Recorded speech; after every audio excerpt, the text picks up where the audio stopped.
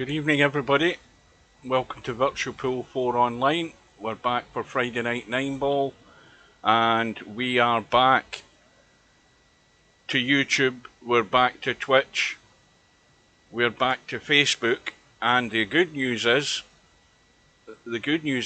I am on Twitter because I'm looking at my live stream on Twitter right now. So we've now got 4 outlets to stream Virtual Pool 4. And, well, Twitter is so simple. All you do is add it in restream, and it does it all. I'm looking at my my Twitter page on Twitter, I should say, or 9ball.com on Twitter, and Virtual Pool 4 Online Friday Night 9 Ball is up and running. So if anybody wants to nip over, there's 2 viewers watching it right now. I can see 2 viewers on it right now, so welcome everybody, and welcome everybody to the stream, and the bracket should be going up any second. And for anybody that doesn't know, I have ditched Twitch as far as the what do you call it again, whatever it's called, it's went straight out of my head, but anyway, it's gone, so I can now stream live to as many platforms as I can. We're back to normal, everything's working, it's been tested earlier on in the week, and I'm surprised the bracket's still not up yet. Oh, there we go. We've got Bill in semi-pro, Popman and Spectre on. Popman says his game's wrecked, so I don't know why he's in the tournament. And Simanx against Rez. And now, Mr. Bill in semi-pro, Popman and Spectre on, and Simanx and Rez. Now, let's have a look at the bracket for a start and see what happened there, because I think we only had about 10 in. So Larry's got a bye, Popman, Spectre on, and I can't see anything for the chat. But anyway, we will dive in. And of course, the first big match, we're hoping to see some quality 9 ball. Let's go in and watch Bill and semi-pro. And it's Bill to break, race to 7, I keep repeating myself, everybody should know now, race to 7 on the winner's side, race to 4 on the one-loss side. It's money ball handicapping, and according to the HUD, Bill is getting a 7 ball. Oh, aye, that's another thing to do, check my little doodle. So welcome to anybody who was watching on Twitter. It's now down to no viewers. That was quick. I think 2 looked in and said, "This is crap. Let's head out."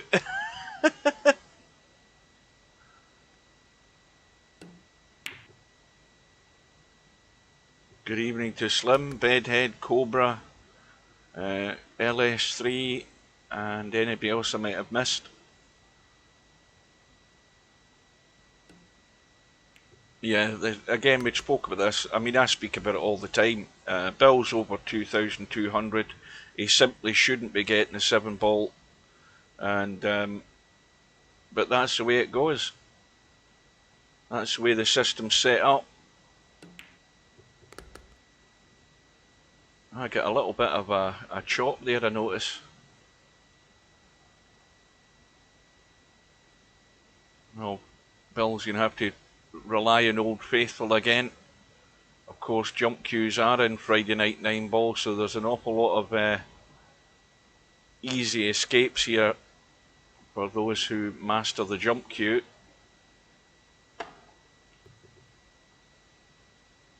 Well, Bill's got the hit, but he's scratched. The pace of the table helping that ball into the pocket. And semi-pro, well, he's just going to drop on the short side of the 5. He could have been brave and stunned across and went for the 5-9 combo. Now what he doesn't want to do is regret that, because the 5-9 combo was dead set. All he had to do was get behind the 5.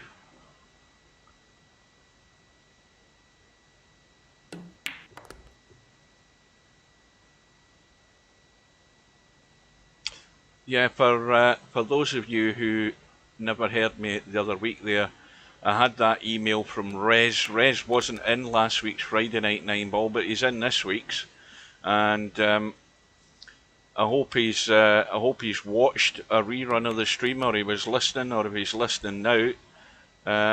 If I end up covering Rez or anybody else, and everybody knows now I say what I see. If you don't like it, that's your problem. It's just a personal and one person's singular opinion, because that's what it's all about. Well, good evening to Fluke. Shooter's Pool must have shut down. Fluke's turned up. Tell me when Cowboy arrives in Shooter's Pool, because I'll nip over and have a go at it. Good evening to Simanx.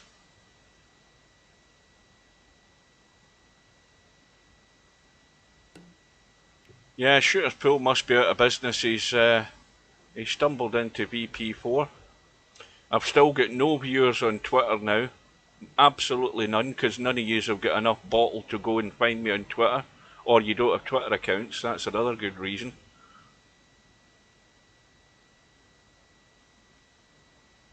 Oh, there's a big delay on Twitter, by the way.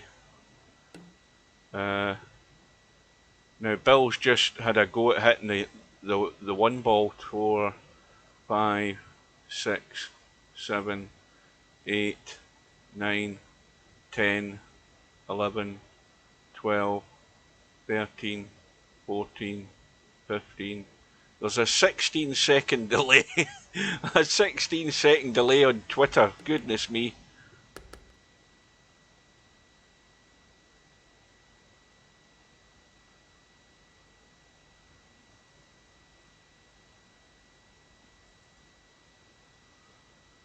Well, 9 ball's absolutely stone dead over the pocket, so semi-pro, well, he's almost got there in the 3,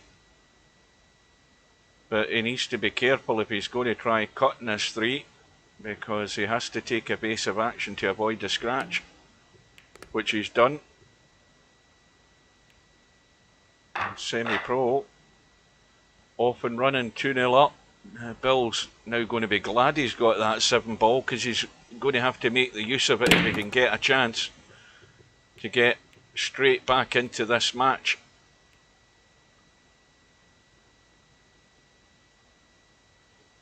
And 5 has gone down. Shot in the 1. He might have just overdone the stun slightly there. Let's have a look at the angle. Yeah, it's a bit of a dodgy one here, because the cue ball wants to run into that 3. So the draw and stun up gets him in, well, gets him on the 3, but it's not going to be easy to get good in this 4 ball. Again, got to be careful how he tries this, because the 6 ball is sort of in the way for the path of the cue ball. If he tries to go with inside right and spin around the angles.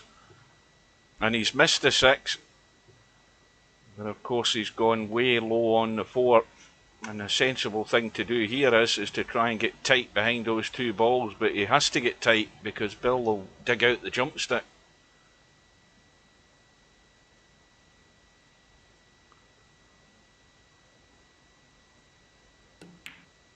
Well, he's gone all out for the pot. That's a good shot. It was not easy. Now, of course, the big problem again, if there's going to be a problem, he has to get to the middle pocket for this 8 ball if he can. He has to be playing this 8 ball like that, so he's not running into the 9. He needs to avoid that if he can. Because you don't want to be sending his... Well, if he gets this right, he's pushing the 9 towards the pocket anyway, so he should be fine.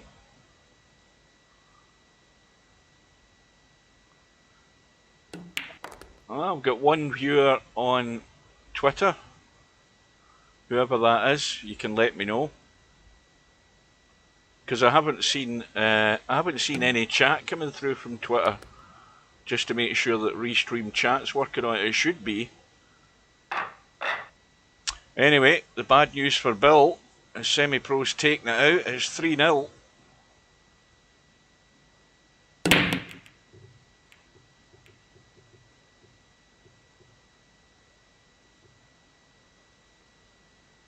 Yeah, I signed up to Twitter, good number of years ago. I think I lasted on it 2 or 3 weeks and then I ditched it. But then when I went to set up my stream again the other day there to do a test, I noticed that Restream have added Twitter to the channels that you can broadcast to, or the services that you can restream to. So I added it in along with Twitch, YouTube and Facebook, so at least it's out there. It's out there if anybody stumbles across it. But we're back. I'm happy that we're back, and give people the choice if they want to watch on YouTube, Facebook, Twitch, or even Twitter. The more the merrier.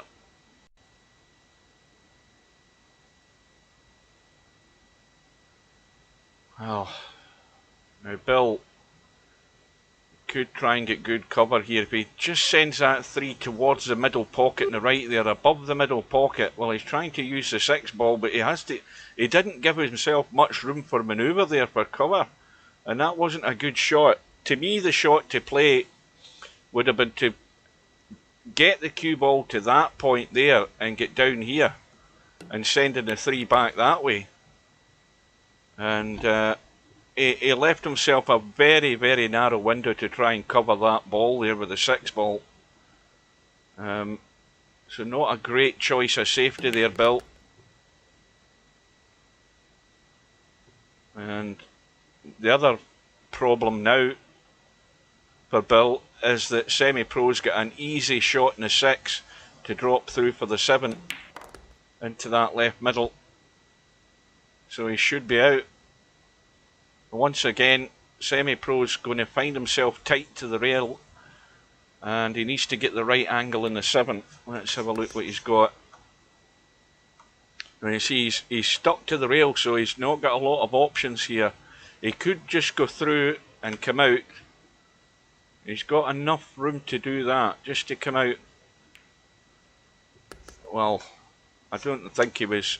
I mean, I think he could have went through and came this side, but he's now running the cue ball again.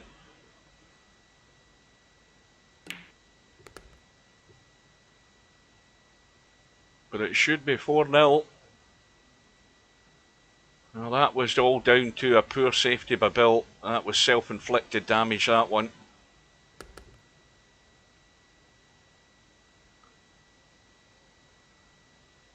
What's Frank's speech, Larry? Is that a new thing, or is that something you're winding me up about? Because I've never heard of it. Or is it some sort of site where people speak their mind or something like that? or is it just a guy's name and that's the name of his website? Oh, it's Twitter for Idiots. Oh, that suits me down to a T. I need to sign up there. Right, my viewers on Twitter's went down to 0 again. Yeah, the attention span for people on Twitter's fairly short. Well, is Bill going to get a chance? Good evening to Spectre. Good evening to Larry. Miasma, I never noticed you there. Well, it's as I said earlier, Miasma, the more outlets you have, the more likely you have that somebody's going to accidentally find VP4.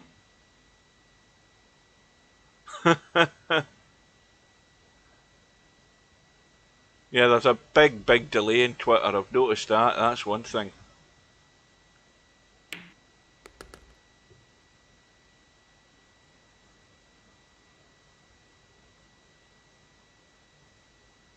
Oh, it cut you off, did it? Aye. Yeah, I was reading the other day. Twitter used to have, it was at Periscope or something, which was a version for live streaming, and then it sort of amalgamated into one. I saw it in a video on YouTube, and as I say, they added it to, that's a good little combo, they added it to Restream it when I was setting this up the other day, so I thought might as well add it. I mean, I'm not going to be tweeting all day on Twitter. It's just purely for streaming. So it's looking grim for Bill, unless there's a dramatic turnaround here. But he certainly doesn't want to be the cause of his downfall with poor safeties and stuff.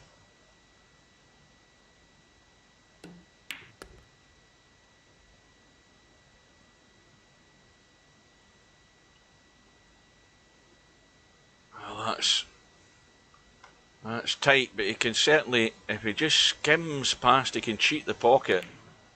Not like that though, Bill. Now, I think he can get that, but maybe not. I think he's not convinced either. And this is looking pretty good, although there's enough room on the rail to spin into that 2-ball. Once again, Bill's relying on a jump stick.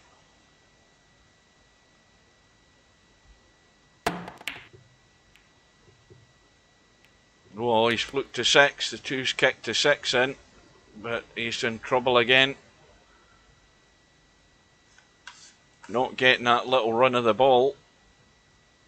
And that 7-9 is a combo that can be made if this cue ball ends up anywhere near this side of the table. Well, Bill's missed the 2. And, well, let's just say it's not going too well for Bill at the moment.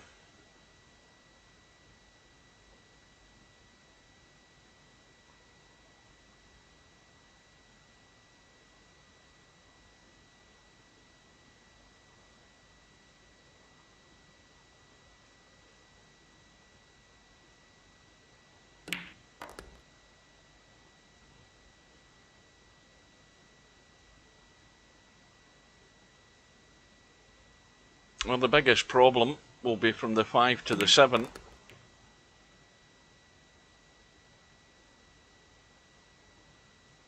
And Semi-Pro needs to avoid that 8-ball.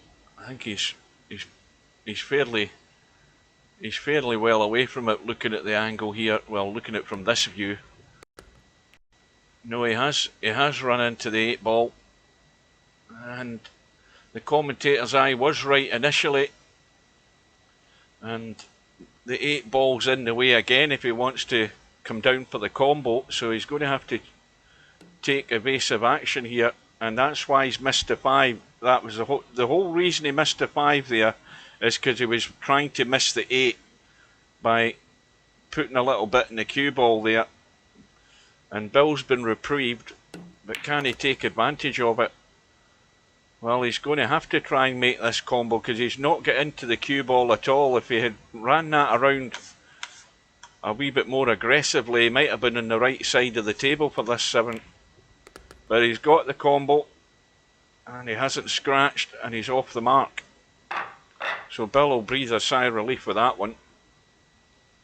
But that was just because, and that cue ball's going to head into the pocket as well, so Bill's got no breaks at all apart from that last rack.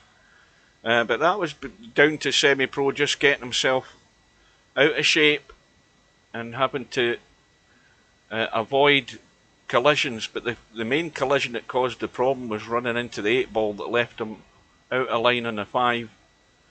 And then where the 8-ball finished, he had to pot the 5, but again avoid the 8. And that's the cause of why he missed the 5 at the end of the day. So Semi-Pro now, from that break and scratch from Bill, odds on certainty to be on the hill here. And a rapid fire, well, all too obvious win it's going to be for Semi-Pro, unless there is a dramatic turnaround.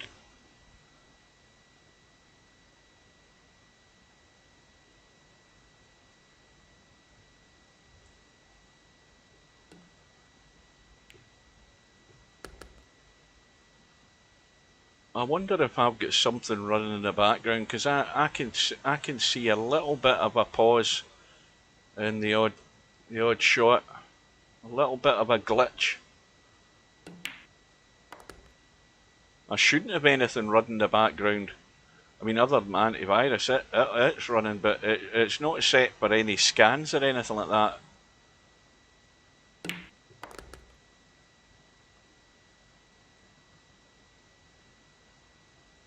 So semi-pro, completing the formalities here.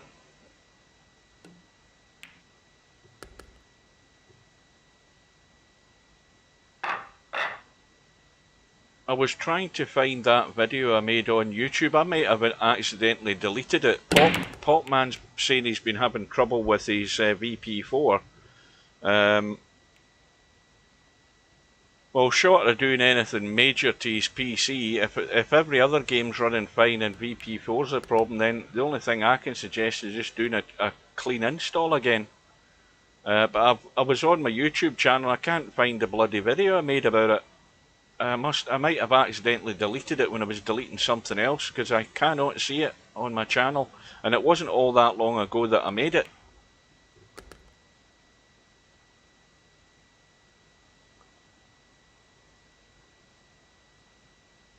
Well, semi-pro couldn't have much of a more confident start to this week's tournament. And he just needs to get this cue ball out into the table. The big cut in this 5, but he's just got to get into the table, and that's again the problem, is avoiding the traffic. And that 9 ball might be the saviour for Bill here, unless semi-pro thinks he can scrape the paint off the 6, and he can. And the cue ball stayed in the table, and that's an extremely thin cut there. Well, here we go again. Well, Popman's idea for playing in the tournament's backfired. Spectre Dawn has whitewashed him 7-0.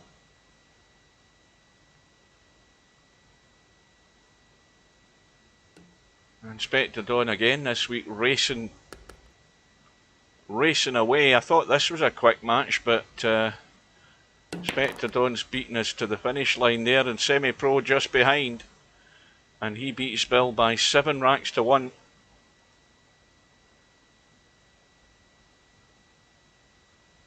Let's have a look at the bracket.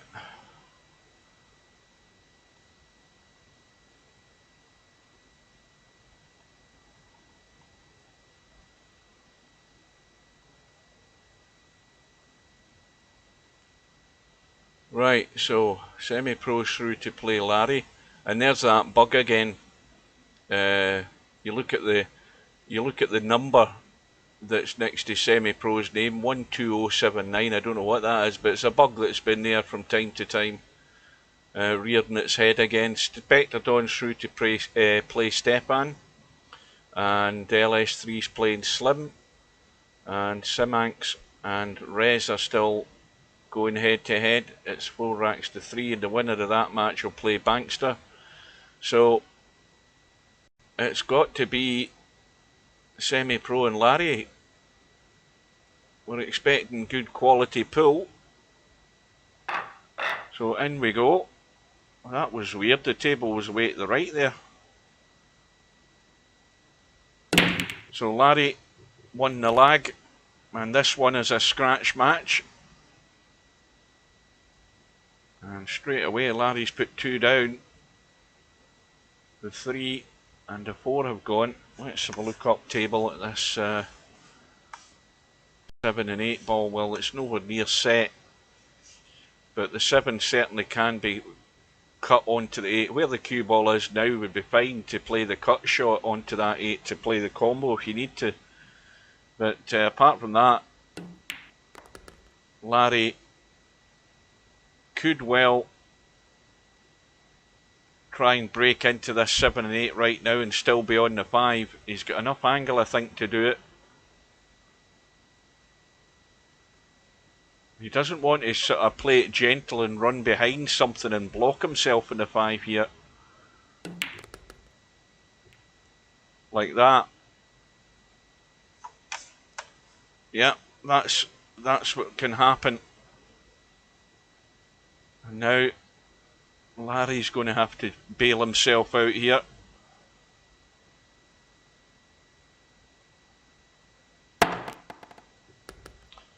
Now how's his luck?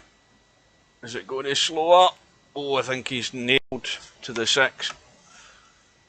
And this is so close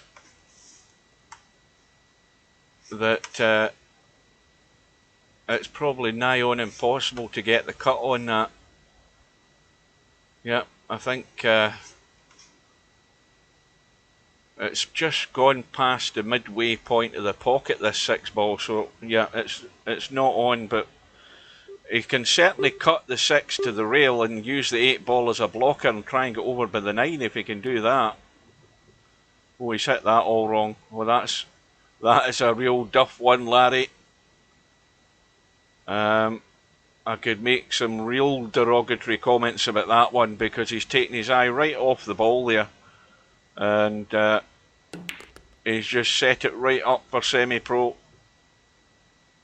And that might go down as one of the worst safety shots of the night, Larry.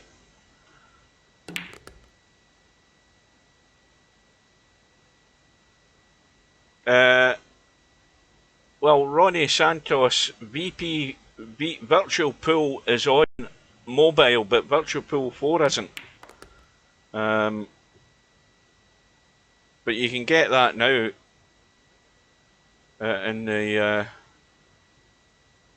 store. It's about, I don't know how much it is in your particular money, but it's just like, you know, $1 or something, or just under $2 it'll be.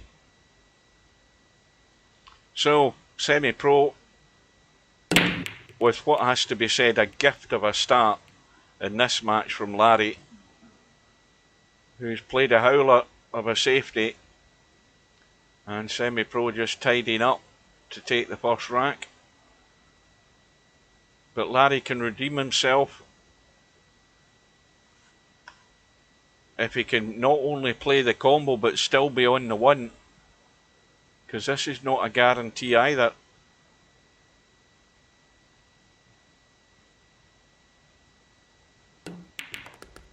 Well, the 1 stays over the pocket. Now, is he going to get into the open here? Well, he has. He can see the 1, and he just needs to get out for the 2-8 combo now. And, well, he's killed it stone dead, and now he's got no shot, I don't think. He can only cut the edge of the 2, and that's not going to make it to the 8, I don't think. And the 2 ball's only going to come off that railing to the top railing near that other pocket. So if he doesn't get cover, he's going to leave the 2 wide open. Just like that.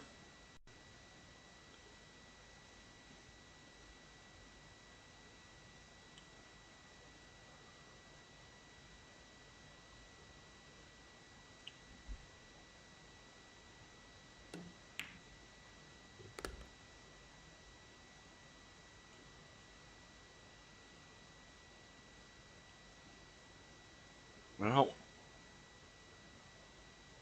where's the problem here for semi-pro?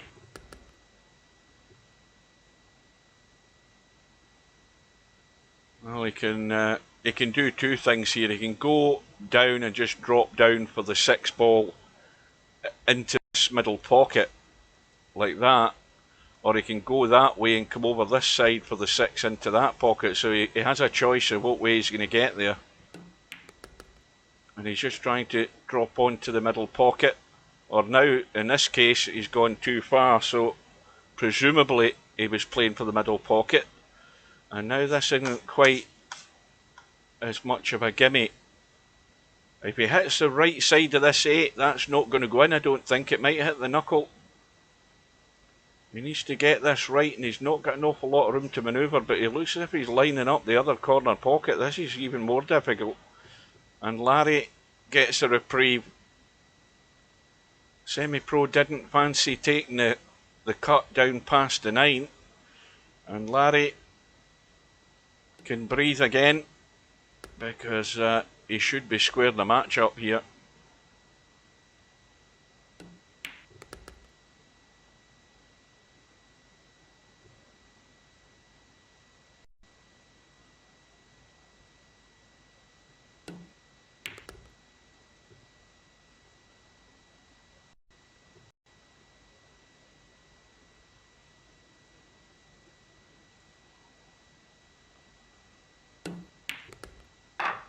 So 1 rack all. Winner breaks, remember, in this tournament.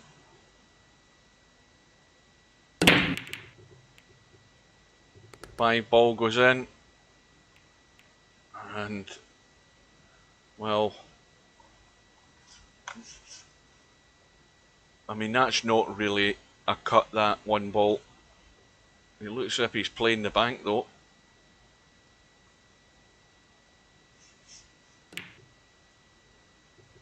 Played it well. Hasn't really got great shape on this too, although he doesn't really have to do much with the with the cue ball, sorry, other than pot the 2.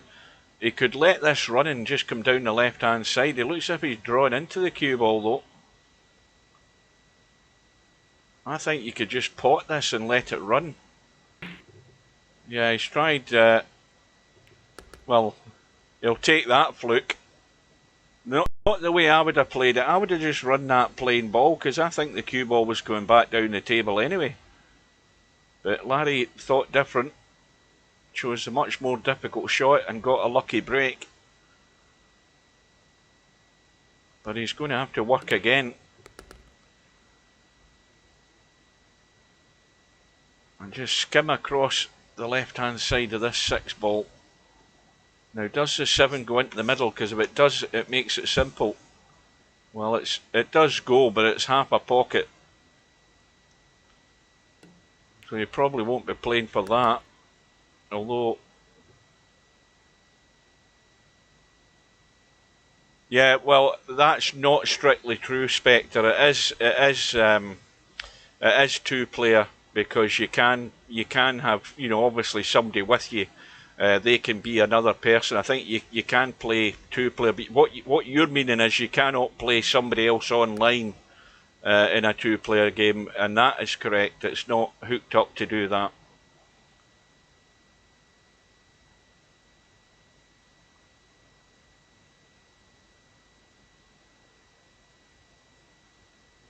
Well, Larry could find himself in the lead, but again he needs a good shot and a little draw.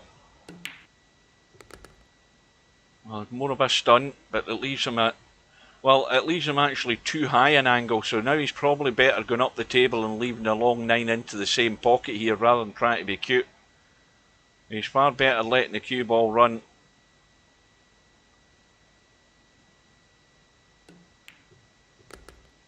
And that's a reasonably good pace. He'll take that.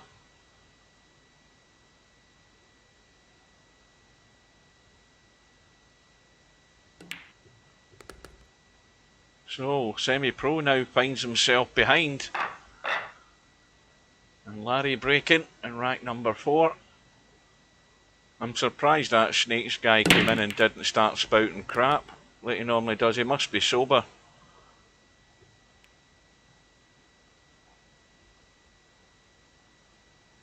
Now,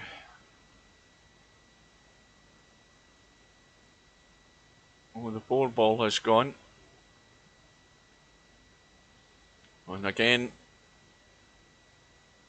the easy option in VP4, dig out the jump stick.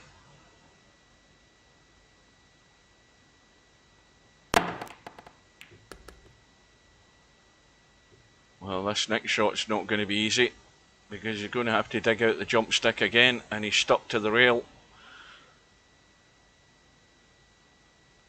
You're never going to get any great control in a jump shot. You're just, I mean, at the end of the day, you're trying to hit the object ball, and if you want anything better out of that, it's actually pot the object ball. But apart from that, you've no real great say in where the cue ball's going to end up.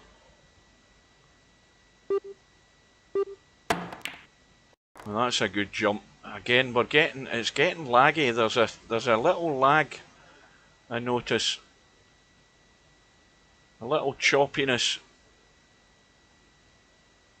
No, unless Steve's actually got some bug detecting software installed at the moment. He might be doing something.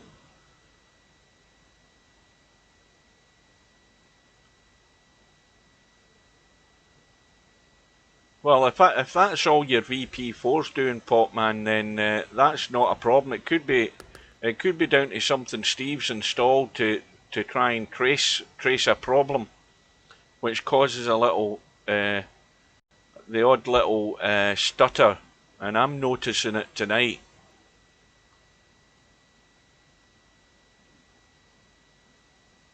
It's certainly not that bad enough a stutter to be losing 7-0 in the first round match, Popman. What the hell happened here?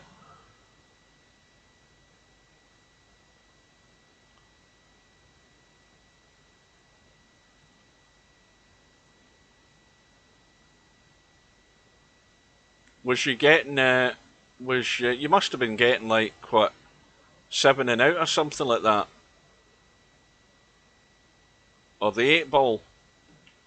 I haven't looked at the bracket to see what you were getting, but where's the cue ball going? Oh, Larry's just shot himself in the foot there. Got the pace of that all wrong.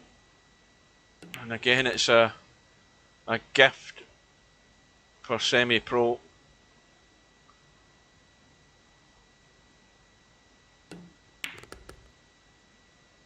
Another little pause there.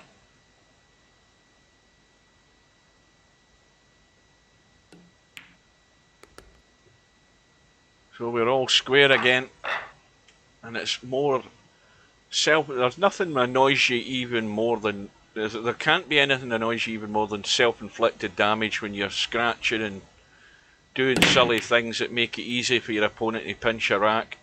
It's probably the most annoying thing.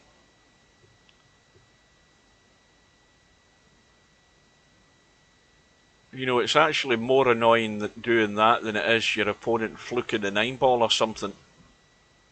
Because, you know, that happens. That happens in 9 ball all the time, but when it's something you're doing and you bloody scratch, it just annoys you, infuriates you.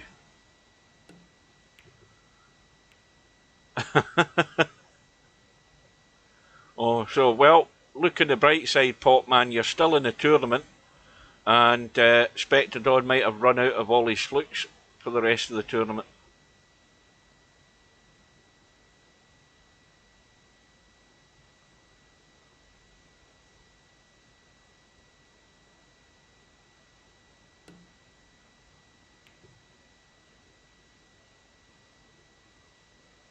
The semi-pro hasn't got the cover. The problem, and again there's always a problem, Larry can cut the 1, but can he run this cue ball and get back up the table to have a shot in the 2? I don't believe he can try and nuss this in and hold for the 2. Well, he's trying.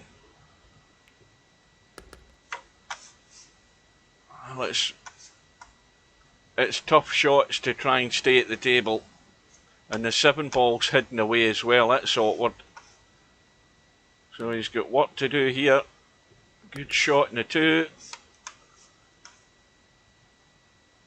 And when he plays this 4 ball, he has to try and get the 4 ball right where he's not running into the 7 and 9.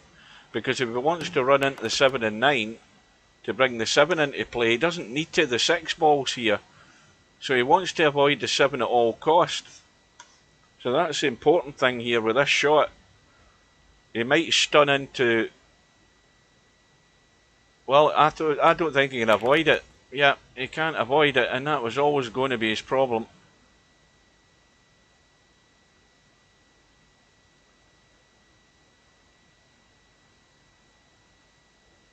But when you're thinking ahead and you look at that 7 ball and how adjacent it was to the other object ball, then you must do everything you can to make sure you get an angle where you're not being impeded by the other ball, you're not going to run into it. Because it's the one thing that's going to scupper your chance for running out, and Larry's finding that. And Semi-Pro, just a simple roll through to the gap. And this is a rack that's got away from Larry. He really should have nailed this.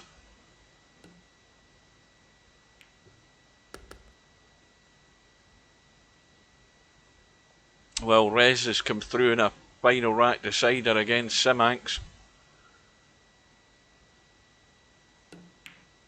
And that match took 40 minutes.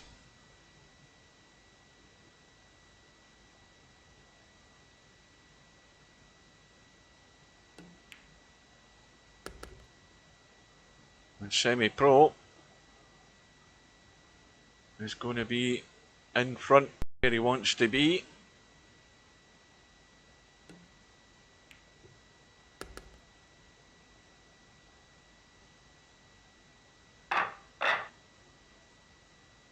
And so Semi with the break, leading 3-2, race to 7. And something get kicked into the right middle pocket. I don't know what the hell it was. It was the 7 ball, and they're shot in the 1 and awkward to get in the 2, but he can come across and find that gap.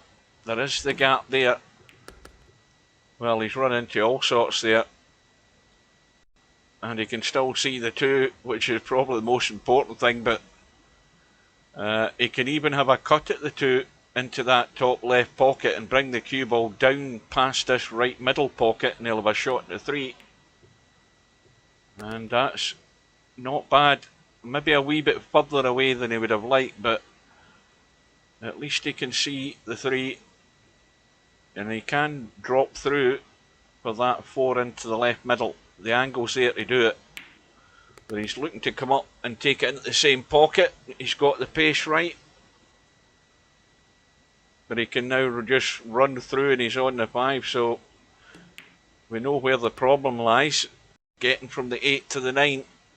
We say it every week, it all looks so simple, but that 9 is in the table, and it's a bit lower down in the table as well, so you need to get a fair wee bit by this middle pocket, either left or right, preferably the right side, because that gives you more room. And the cue ball is okay, but he's not got an awful lot of room for manoeuvre here because he's too straight in this 8, so he's going to have to get the pace in it. And it's bedhead territory. That's a perfect example of a bedhead cut shot, what's coming up now, this 9 ball. But this for a 4-2 lead. I'll have a quick drink. And that's well done. Now right now I'm watching Twitter, and Semi-Pro's just potted the 8 ball in that rack, and now he's on the high cut in the 9. And he's still lining up the 9 ball. He's still lining up. He's still lining up. He's played the 9 ball and it's gone in. That's what's happening in Twitter. No wonder nobody's watching. Anyway, Semi-Pro. Oh, Bedhead's awake. There he is. Bedhead, even Bedhead will agree that was a bedhead cut. That 9 ball.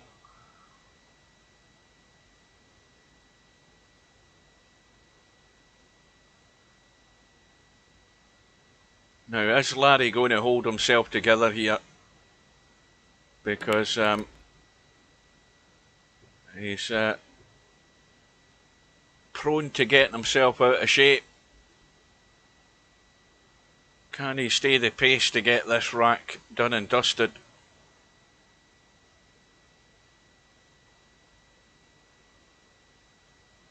A bit too thick. No, that was a genuine bedhead cut, that one. It's got to be at that kind of very high angle.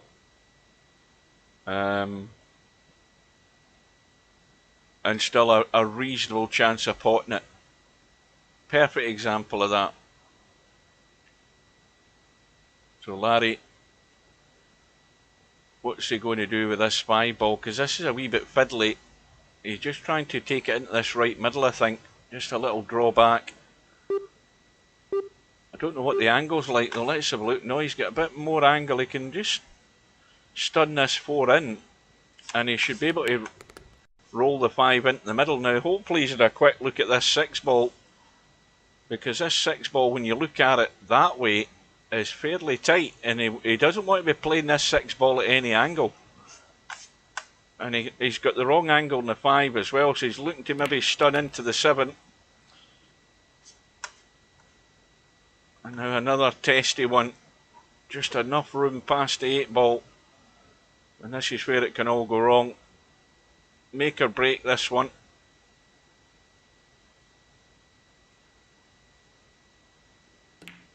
That's going to hit the knuckle. Oh, now, I suppose it could have finished in a worse spot than that. The semi-pro is going for the cut, and he should be on the 7 ball, no problem.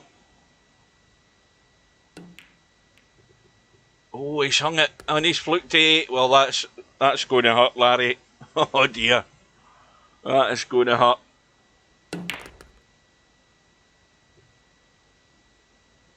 Well, this cue ball, I know the shot I would play the same as I always would.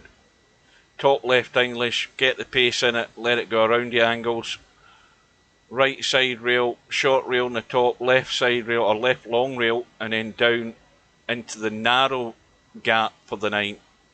I'd risk scratching, but I like playing that shot.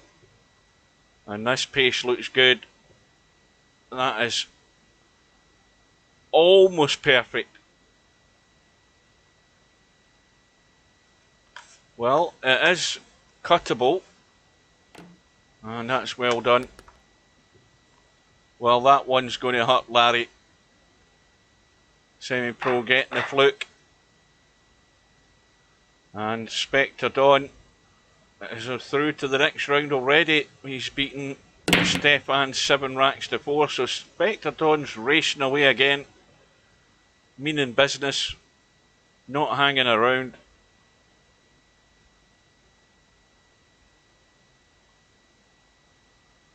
And Larry with it all to do. Semi-pro broke dry. Larry with no shot, and again, that's a tempter for semi-pro. This 1 ball, I mean, players, if they do see the ball and they think they've got a shot or a cut, they'll go for it. And semi-pros took the bait. And the end result is not bad though. And this is where Larry needs to get this wafer thin, this 1 ball, if he's going to try and run down towards the 2 and the 6. But he's trying to play it the other way, use the 3 and the 5. And has he done it? And look at where the 1's finished. There's a 1-9-8 combo on.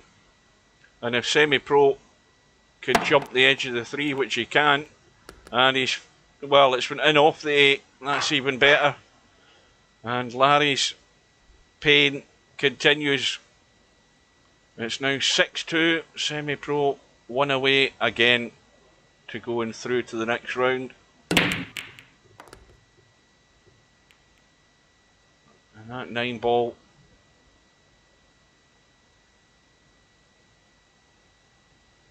is a bonus, because it looks certainly like a 1-9-8 combo, but the 9s went on to the side rail, caught the knuckle, hit the 8, which makes it a bigger pocket, and the bonus wasn't went in.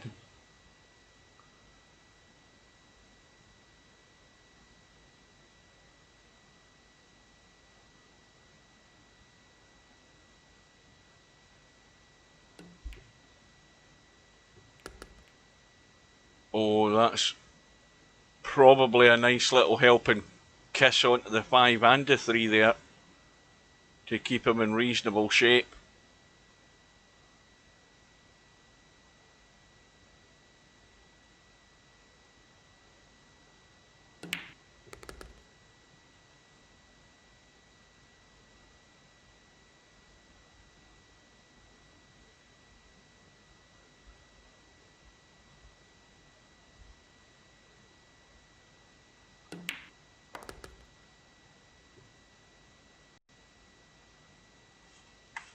He's gone dead straight in the 5, so not a problem.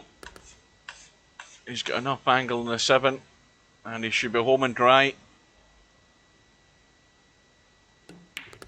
Well, something's got to give. Spectre Dawn racing through, and Semi-Pro not far behind him, and he's beaten Larry by 7 racks to 2.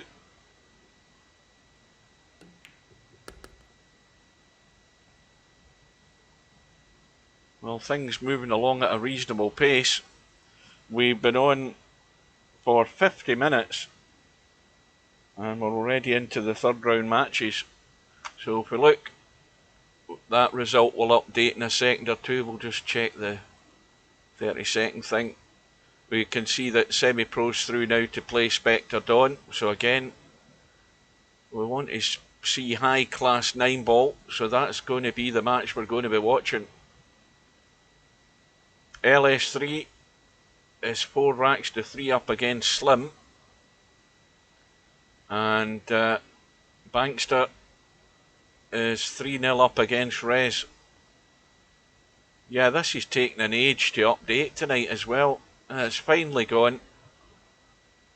And Spectre Dawn is getting the 8 ball, which is... well, let's see what happens this time. Spectre Dawn getting the 8 ball. Right, I'm going to be back in a second. No doubt the match may well have started. I'm going to put the heating off. I'm beginning to boil.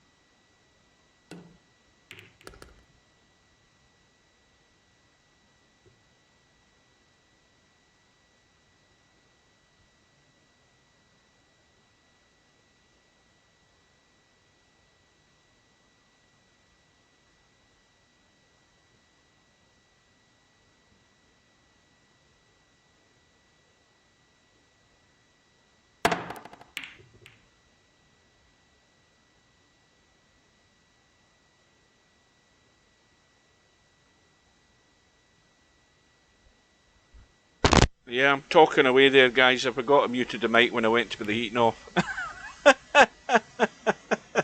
That's what I do every time. I nip down the stairs to put the heating off. Oh dear. And the answer to your question, Potman, yes, it is chilly up here. It has not been a nice day. We had a spell of heavy rain as the cold front moved through this morning, then it cleared up and it was heavy beefy showers coming through.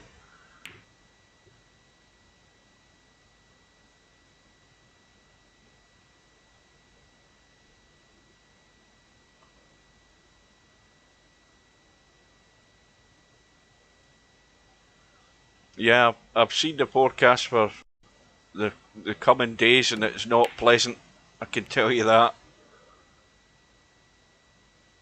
My Met Office weather app in my phone, I've got a number of locations in Scotland mapped out, and Ben Nevis is one of them. And Ben Nevis right now, it's below freezing and it's got snow. Not a place you want to be. Right, well, basically from now right through till like May next year, you don't want to be up that part of the world. But you get all these crazy people want to go tramping up the mountains in Scotland in winter time, getting caught in avalanches and all sorts of things. Not a nice place to be.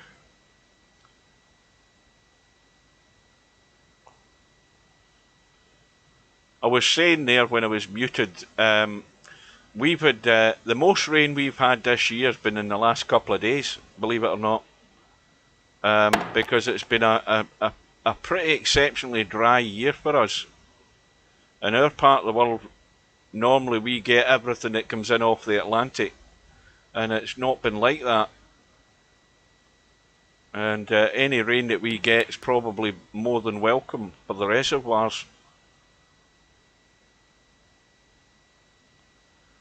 So semi-pro with a 1-rack lead, Spectre Dawn looking to rectify matters. Should be out. Although again, he's going to have to tweak this cue ball if he's going to hold nice for the 6. And he is tweaking it. A little bit of spin to check it straighter. Somebody send me a text there or something's happened. My phone's made a noise. Let's see what it is, or maybe it's just a... What the hell's happened to you? Must be an email. I think it's an email that's come through. Yeah.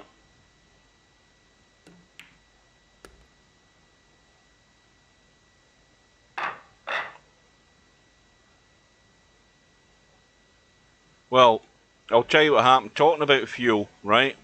On Monday this week, right? I mean, I can normally put 30 quid and top the tank up in the car. And when I put 30 quid in it, the tank's not empty. The tank's down to about, it's well below half full, but it's certainly not empty. There's probably still about 170 mile range left in the tank, and probably more than that. And on Monday when I got home from work, as soon as I come off the motorway and come down into the top of the town, there's a roundabout and there's a fuel station, the Esso, is it Esso or, no, it's a BP, and that's usually where I get my fuel in the morning. You know, when I leave the house, I go there, there's nobody there but me and maybe a taxi driver getting fuel at that time in the morning at 5 o'clock. And when I got home that Monday, I couldn't get round the bloody roundabout because the panic buyers were all queued up and queued out onto the main road, so you couldn't get round a roundabout. And I thought, well, you know, Monday was a working day, Tuesday was a working day for me. I didn't need fuel then, and Wednesday and Thursday were my days off. So on Thursday morning, I was going to go and do my shop for the week, and I thought I'll go and get fuel. Drove up to the fuel station, bloody place was shut down. You know, it was coned off because they had nothing, they had no fuel. and so I had to drive to the bottom of the town, hoping that the fuel station was open at my old haunt at the retail park in the middle of the town where I used to work in the curries there, and luckily it was open. But because then I was panicking, I'm thinking, Christ, if I don't get any fuel, I ain't going to be able to get to work in the morning.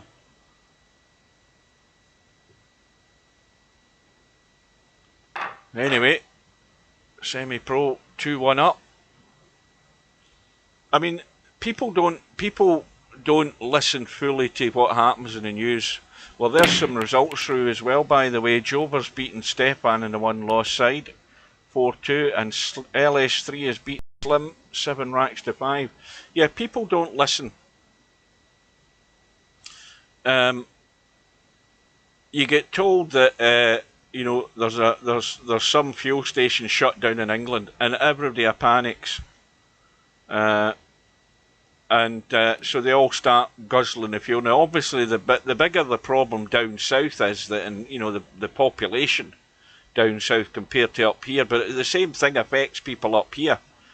They just panic buy, and you're being told that the problem isn't availability of fuel. The problem is distribution of the fuel. And the government's been a bit slow at reacting, as they normally are, in getting things in place to deal with it. So, you know, if there's a shortage of drivers, then make it simpler for the drivers to come back into the country, or get the army in, and then things will begin to recover and people will stop panicking. But everybody's in the same boat. Everybody's got the same worry as having enough fuel to get to work and get home the next day.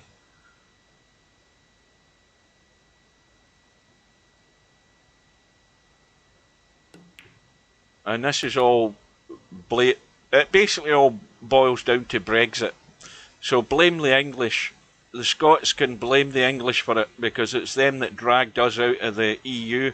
And then you have all this red tape, and all the drivers who aren't residents in this country, they've all jumped ship and gone home to get jobs back home. And we've now got a 10,000 shortfall in drivers, or even more than that. So the fuel's there, the distribution isn't there. That's the issue. Larry's gone through in the one-loss side against Simanx, 4 racks to 1. And then, of course, now we've got all the tax going up. We've got the fuel companies, gas and electric, going up. So it's not going to be a pleasant winter, regardless what happens with the weather. All it does mean is that our next fuel bills are going to be bloody higher than ever. So we're going to be all square here, 2 racks all.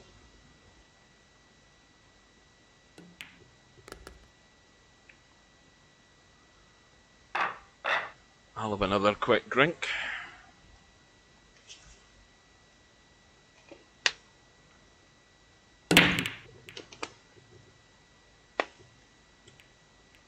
Well, in our town centre in Kilmarnock, next to the multi-storey car park that I watched them build 40 odd years ago, that they're about to pull down, there is another car park next to the bank. And 2 or 3 years ago, they installed 2 charging points for cars. And that's the only 2 charging points that I've ever seen for electric vehicles. I've not seen them anywhere else. Mind you, I haven't been to a lot of places, but I haven't seen any sprouting up everywhere. So until charging points are like lamp posts around the country, it's not going to be very beneficial for anybody having an electric car, unless you're not having to drive out of town very far.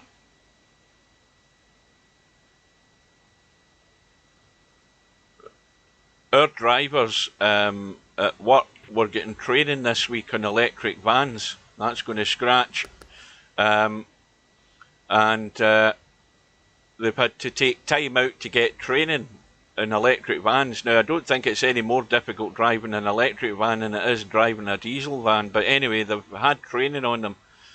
And I said to one of the drivers, you know, to get an opinion, I said, look, you know, what's it going to be like in the middle of January? It's like, you know, 5 degrees below freezing in a frosty winter morning, and you're stuck out in some housing scheme in Glasgow, and you have to phone in and say, I'm stuck at the side of the road, and then they ask you, what's the problem? The bloody battery's flat. You know, what the hell do they do then to get the delivery done? So Tesco is starting up this environmentally friendly stuff with electric vans, but the true test of them is how well they work in a Scottish winter, and we're about to find out.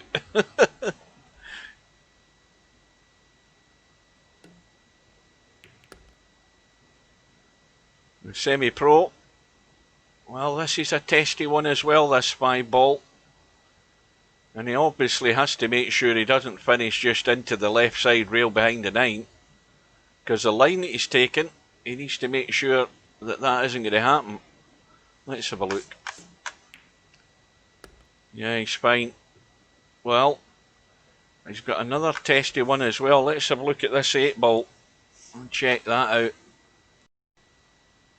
Well, it's not frozen.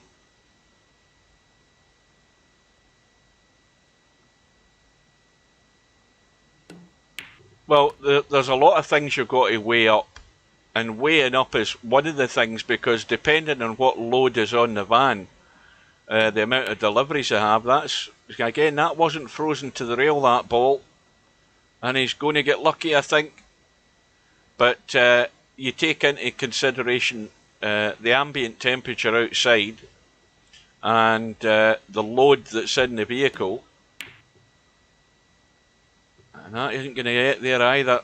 And look at how that 8-ball's going back up the way out to the left. So, as I say, they'll get the full test this coming winter. We'll see how successful they'll be.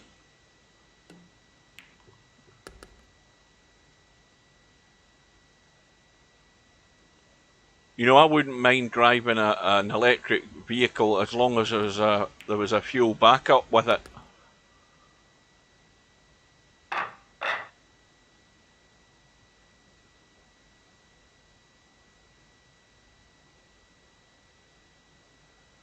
So, Semi-Pro back and front, 3 racks to 2.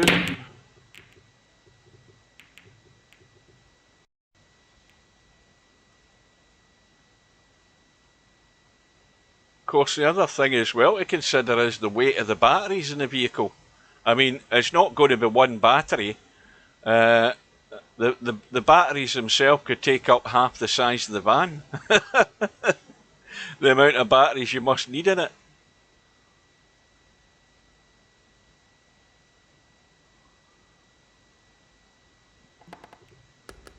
That was a nice, delicate little shot by Spectre Dawn. Now, how do you fancy a 2-9 combo at that angle? He's having a look at it.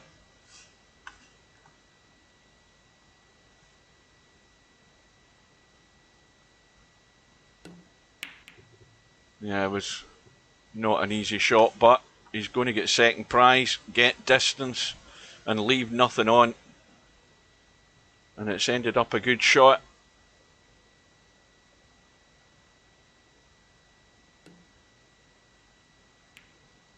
Oh, I thought it was. I'm totally confused. I'm reading the chat and I'm losing I'm losing the lay of the table here.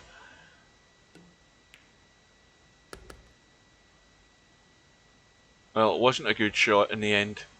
He didn't get lucky.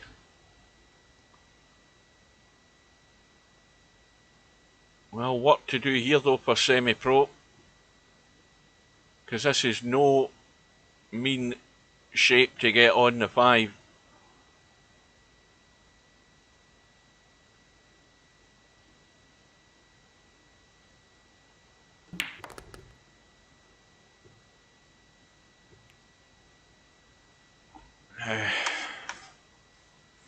Well, this is a big cut down the table. He's bound to be on the 6, so all hinges on this 5. And again, a quick look at this 8 ball. Well, this 8 ball, compared to the last time we looked at the 8 ball, that 8 ball you can see is frozen to the rail. Yeah, that's as frozen as frozen can be in VP4.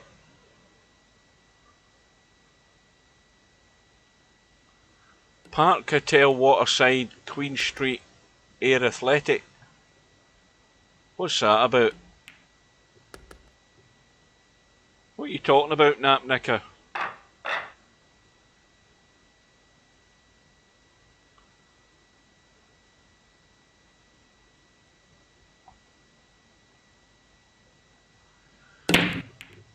So Semi-Pro has scratched off the brake, and Spectre Dawn will be looking to pounce because he's got a 2-rack deficit he has to make up here. And of course, with the 8 ball as his money ball, he's got a 1-8 combo straight away.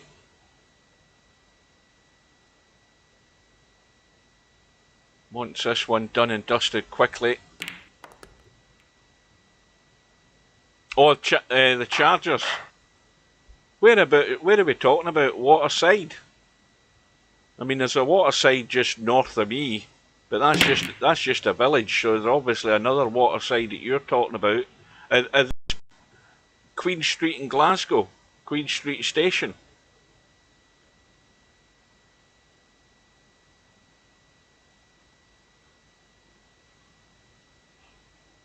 You know, there's certainly a big shortfall in charging points in the country. I don't know what they're like. They're probably a lot more down south than there is up here, with the amount of vehicles there is down south, especially in and around London and those areas where people are driving little dinky toys. Oh, in Kilmarnock, Waterside Street. I never knew of that one. And where the hell's Air Athletic? What's that? The Park Hotels, I think, is that the one next to Rugby Park? I mean, that's still nowhere near enough. They need to be all over the place. I mean, you need to be walking out your front door and your car's plugged into a charger on the main street. That's what I'm talking about. You know, you can't be coming home with your car and the nearest charging point's a mile and a half away in the town centre. That's no good. That's why I'm saying electric cars are well doomed to failure earlier on. In the meantime, it's now 4 racks all. And at the end of the day, that all costs money. And so the bottom line is the money it costs to install these things.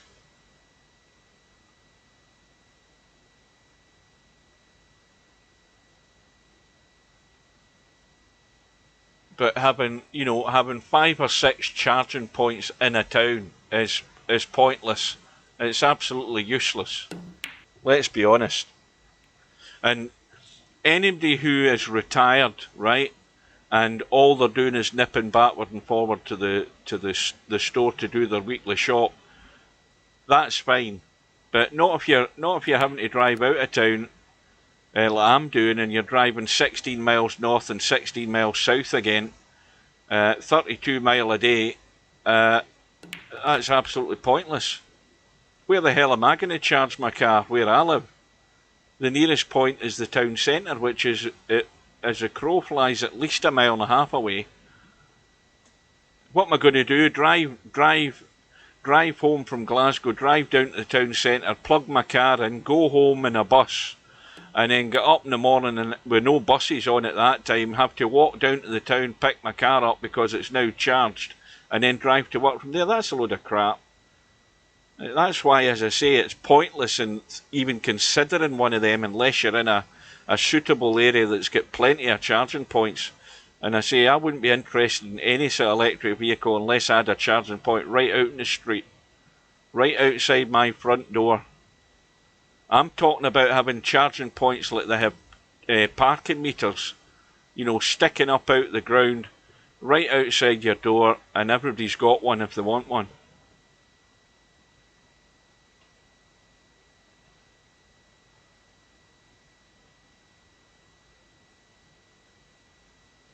think of all the nightmares that would happen with an electric vehicle.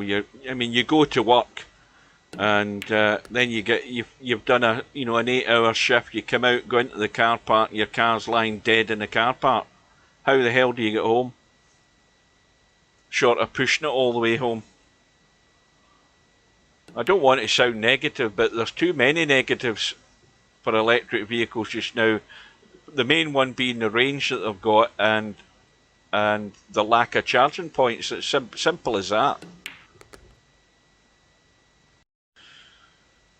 So, Semi-Pro looking to nudge himself back into the lead.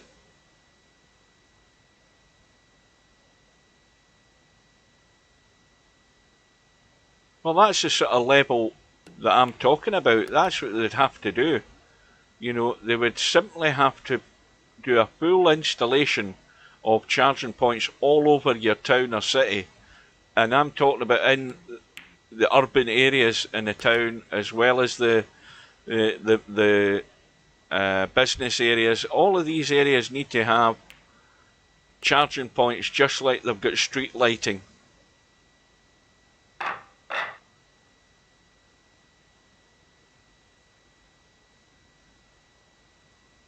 So it is Semi-Pro with a 5 racks to 4 lead, but what I think is a dry break, and Spectre Dawn coming to the table with half a shot in the one. Now he can cut this in gentle enough. He needs to be careful the cue ball doesn't squirt down and run behind that 5 ball.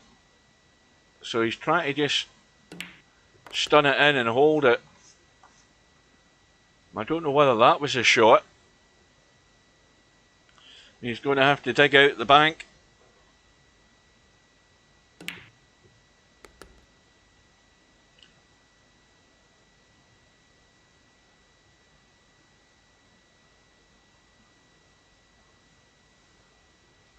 Well, he's recovered.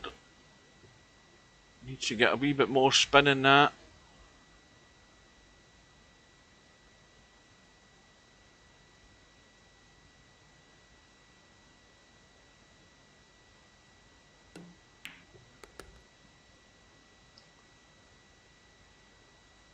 I mean, when you think about it, you don't see, I mean, I can't remember the last time I saw an electric milk float anywhere.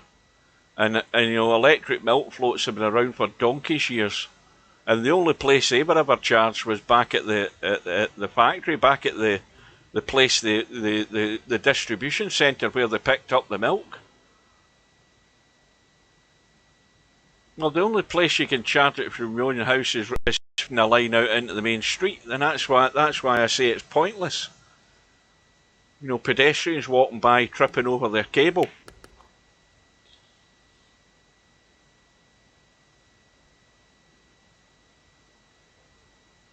What was that episode of Top Gear with Clarkson, Hammond and May when they had electric cars?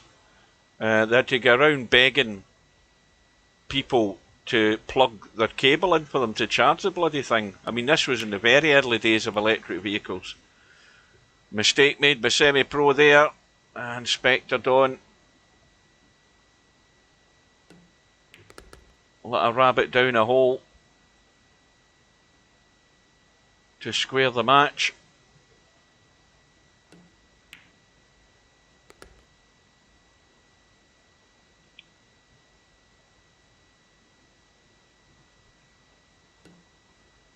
Well, Rez won a final rack decider against Bankster.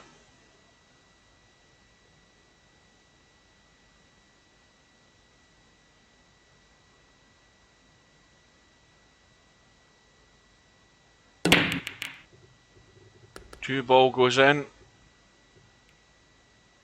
and this time he's got a much better shot in the one. Spectre Dawn.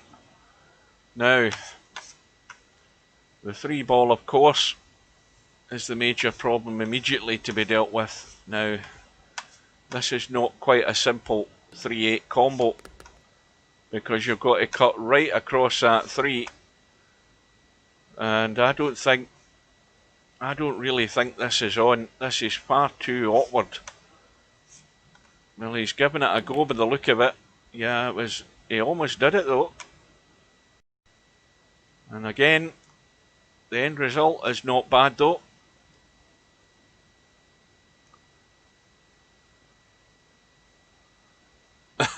That's true. You imagine buying a big drum of a big drum electric extension and hanging it out at your 25th floor, feeding it down, and somebody shouting up at you, "Plug it in!"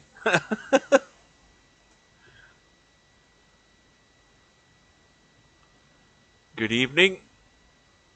That's a name I've never seen before. Jack Keynes, welcome.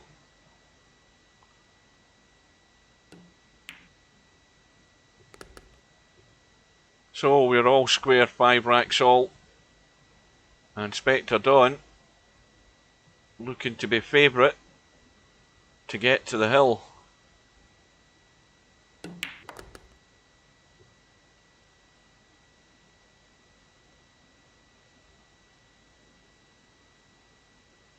Well, it just needs to roll through for a nice little angle in the 6 and everything should be hunky-dory. Well, he's got a slight angle. He can go forward and spin off the rail with a bit of right and get out for the 7.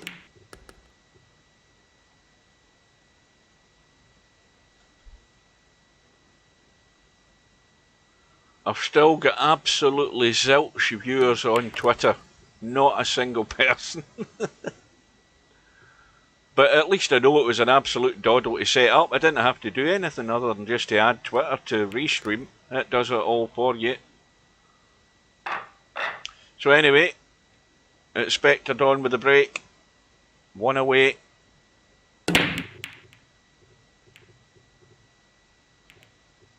And I think that's a drive one as well. And not an easy starter for semi-pro, because the 2's at the opposite end of the table, and this is not an easy 1 ball.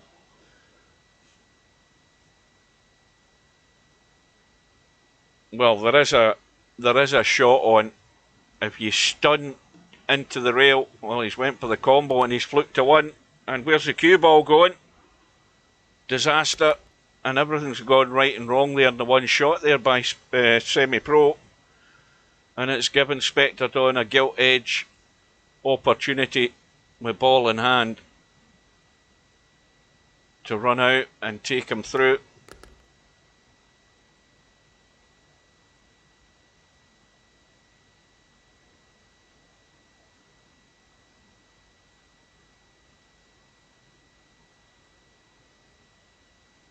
He's the wrong side of the 3, but this isn't a major problem because he's got all the room in the world to get out into the table. And Larry battling his way through the 1 lost side. Larry's beaten Jover by 4 racks to 2. And this is dead straight. No, it needs to be a controlled stunny draw, this 4 ball, just to leave himself in the problem again is he's too straight in this 4. And he needs to be off the rail to have a shot to get to the 6. This can go pear-shaped very quickly. And I think he's got that all wrong. And semi-pro lives again, because that ain't going to get the job done. But it all came about from ending up too straight. Now he's trying to cut this 5 in. Pick the line and hope. He's got it too thick. But again, it's ended up not too bad.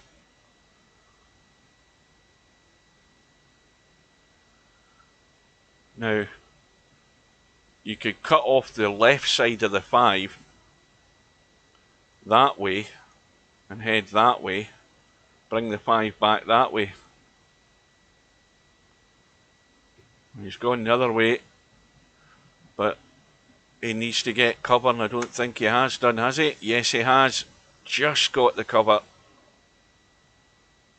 And this is not easy to even get safe, this 5 ball, because you're limited with how much you can hit the 5 ball, and thereby where you can send a 5 ball. So from the line he's got there, it's only ever going to come out into the table.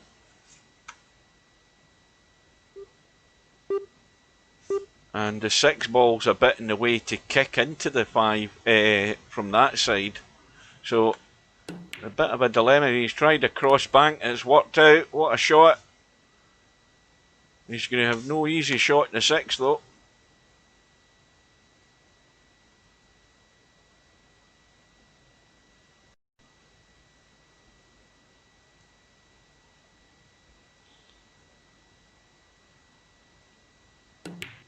Yeah, he went all out for the cut but missed it. Missed it in the way up there. And it looks like, I say it looks like, we could be going all the way. Needs to drag the pace off this cue ball here. Just to hold for the 7 and get off that rail. Well, a little jack up here I would think.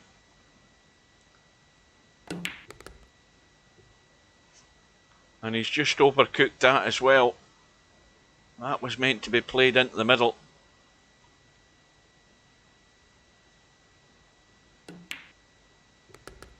But it is 6-all and semi-pro breaking.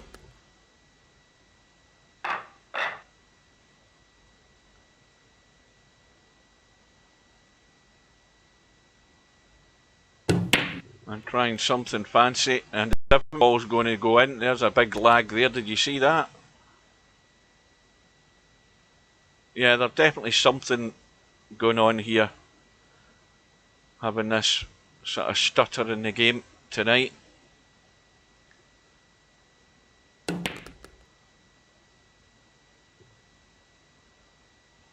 Now, let's have a quick look. If you finish down here on this 3-ball, all you're doing is dropping the 3 in to get on the 4 if you did that. The problem with that shot is that the 5's up there. So if you're looking ahead, there is a problem in running this table. If you look at where the 4-ball is there, let's be honest, you're not potting the 4 that side. So this 4-ball is make or break for this. You see now he's the right side of the 4. He's going to have to punch this in and let the cue ball run, but he should be on the 5. He couldn't have put it in a better position. Needs to get past the 6 though. Well, he's just trying to bend it around it. Yeah, he's played it well. That was a nice shot. Little bit of spin just to get it around the 6 to get that potting angle. And One Pocket Slim has beaten Potman 4-2 the one lost side. So you've got Larry and Slim over there in the one lost side. I'll say that again, the one lost side. So some big guns battling all the way. The pace in this cue ball looks almost spot on. So semi-pro to go through, and now Spectre Dawn is going to join that one lost side. Let's have a quick look. Quite a lot of results coming through. If I can remember how to get to the bracket, that is. We've got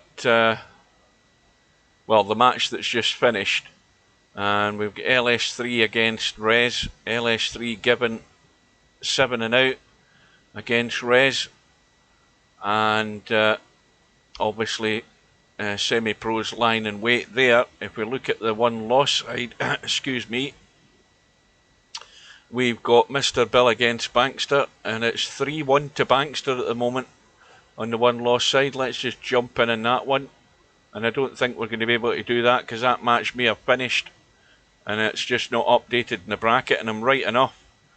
Bankster has beaten Bill by 4 racks to 1. Well, I can't read what was typed there, but I think Bill's saying something that he's run out of ideas with the break, so he couldn't get things going tonight. Right, so anything else happening in the one-loss side? Well, we've got Larry lying in wait, Spectre Don lying in wait, and they're all waiting, I think, for what's happening on the winner's side, I think, before this is going to move on. So the one match that is going ahead is the match between LS3 and Rez. Let's nip in and have a look at that. And well, for Rez's sake, let's hope that he doesn't do too many things daft, or else I'll be saying derogatory comments again, I'm afraid. It's all about common sense and using your handicap and doing sensible things. And 7 and out is a good handicap to be working with.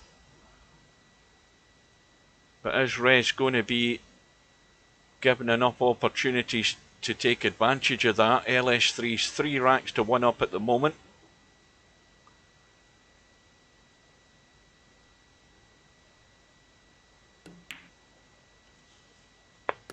That's a nice little pace on the 8 ball just to run through it.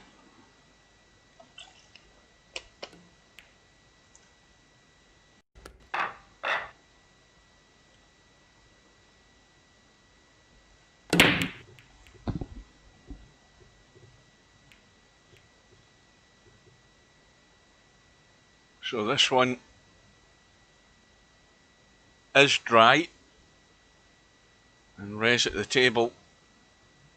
Now loads of room to play a half decent safety here off this 1 ball. I know the shot I'd be doing. Looking at this table, the shot I'd be doing by sending the 1 there, skimming off the 1 with a bit of spin and bringing the cue ball down here. That's what I'd be doing. I wouldn't even be thinking any more than the way the table is at the moment, because there's room to get around the angles to get down here. That's the shot. I wouldn't be doing anything ambitious other than running for cover. Well, that's going to end up pretty good. And likewise for LS3, the same thing. You get a nice skim edge off that 1 and run the cue ball down here and keep the 1 somewhere near about the 9. That's the shot. As you're going all out for the cut, cue ball running all over the place. And, well, what a lucky kiss that was. But it's a high risk and low percentage shot that you're going to finish on the next ball. That's the problem with those shots. It looks clever and it looks cool. But then you go and do something like that, LS3, and you've shot yourself straight in the foot.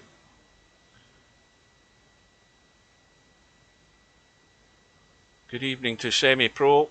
Well, for anybody who doesn't know, who missed what I said the other week there, Rez was in Friday Night 9 Ball 2 weeks ago, and I got a message from him, an email from him, and he wasn't happy about my comments. And, well, LS3 played one of the shots that you don't want to be playing previously there, and Rez obviously hasn't watched my streams very often, but, you know, I've always said what I see, but it's my opinion, not anybody else's. And usually it's constructive in terms of what they should be doing rather than what they are doing. Or it's also about shot options and what's available and shot choice. And if he thinks that's being derogatory, well, he's picked up on the wrong idea. So most people, I think if most people are going to be honest, they'd hold their hands up and say most of the time the criticism is genuine and it's right. Most of the time. I'll grant you it's not right all the time, but then again, nothing's perfect. But depending on who's playing and depending on what level of player that they are, then I expect a certain level from them. But most of it is common sense. So anyway, at the moment, LS3's 5-1 up. that generous handicap. You see that lag again? That is annoying. So Res has a 7 and out handicap, and believe me, and you've all seen it, that can be well made.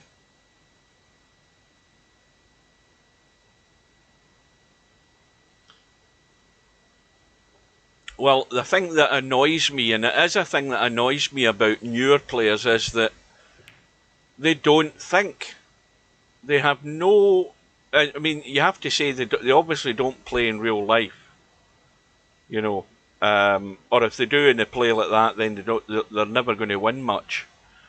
But you've got to be thinking on your feet when you're playing any kind of sport. But if you're looking to improve, you have to amalgamate all those factors into your game, thinking about what you're doing, and then of course there's a learning process of learning the shots, how to get that cue ball moving. It all takes time. But when you see players doing silly things, you think, well, they're never going to get there. But anyway, that's by the by. It's all about people maybe watching it and trying to learn, picking up things, especially watching the better players and watching what they're doing. That's how you learn.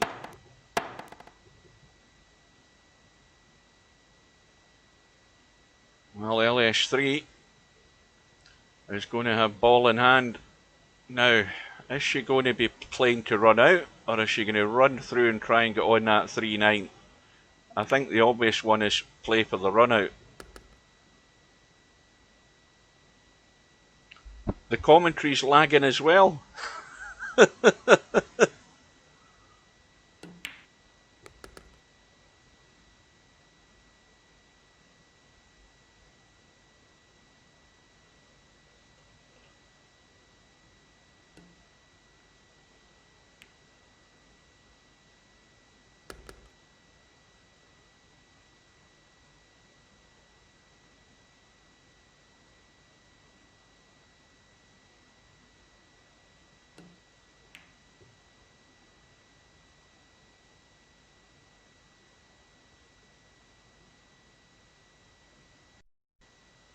Well, I'm talking. I mean, that is true, Benhead. But what I'm saying is it's the fact that you have to think about what you're doing. You have to think. I mean, even if you don't know a particular shot, you have to even just adjust your pace a bit to try and give you a better chance of getting to that next shot.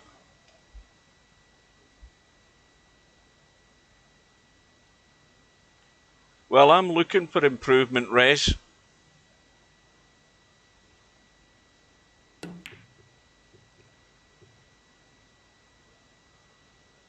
And again, the advice would be, with that sort of shot, is get yourself set up, take your time, you've got a shot clock, and use it to get yourself lined up as best you can in the shot.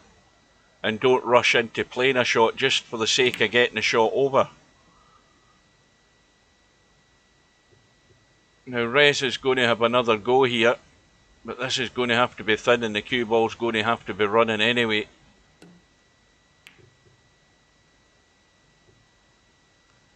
And now Res is making the biggest mistake that any player does, is listening to a stream while they're trying to play a match. That's the biggest mistake you'll ever make. And that's another bit of genuine advice, is don't be listening to what's going on in the background when you're supposed to be concentrating on what you're doing in a match. The LS3's got nothing easy here.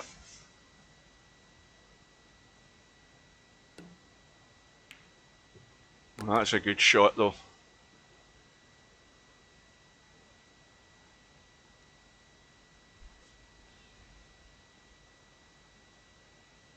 Nothing to do with the cue ball other than just drag the pace off a wee bit just to keep it in line for the 9 in the right.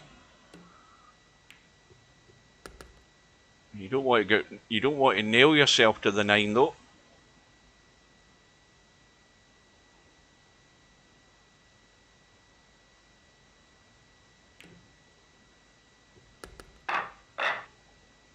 So LS3 has a comfortable lead. And 8 ball goes in. 2 balls very adjacent to the corner pocket and a shot in the 1. And LS3 should be out. I mean, this is a good table. Maybe got to try and avoid that 5 ball, though I think she could avoid the 5.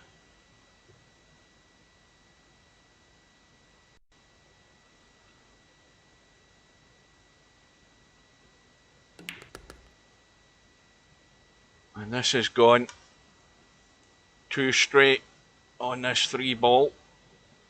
And looks as if she's going to run through for the 4 into the middle or the corner. And that's not quite got there.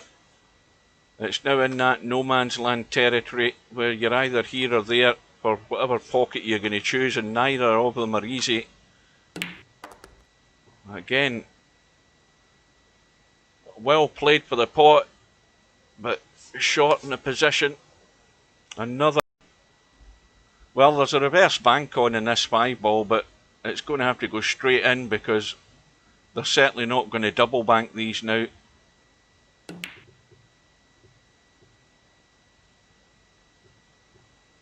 But the good news for Rez is we've got a chance with 7 and out to pot the 5, the 6 and get on that 7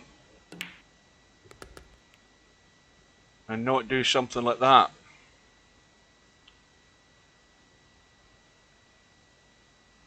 Now when I say thinking about what you're doing, is thinking about the pace you're playing that shot at and the fact that you're going to collide with the 7 one way or another.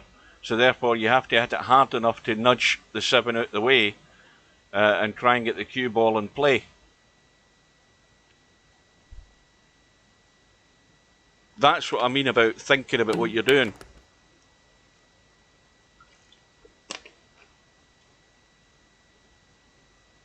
Now this is the one that can still go wrong because you've got to make sure this goes in at a pace and run the table, run the cue ball, sorry, and not run too far. Well, this has got enough pace in it to finish perfect pretty much. It's going to be a wee bit square.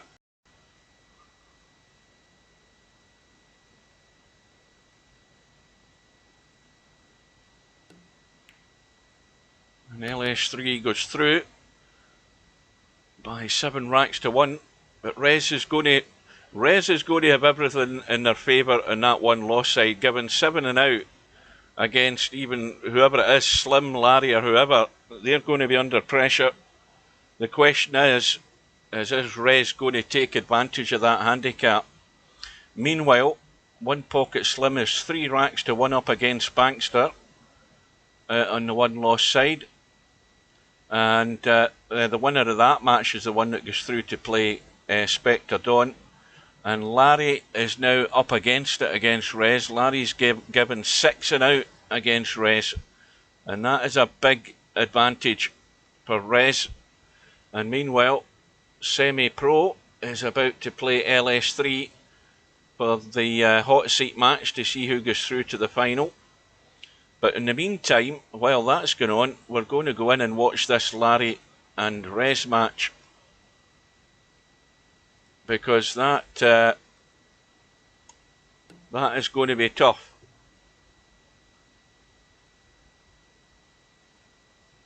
And Larry needs to be careful.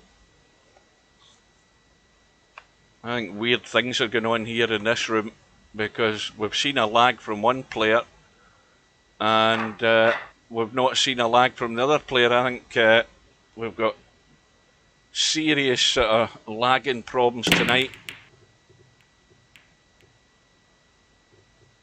And I'm just worried that I'm out of sync. I'm going to do a quick leave the room and jump back in the room just to make sure we are okay. Because you can never rely on you actually being in sync. And 1 pocket Slim has gone through against Bankster.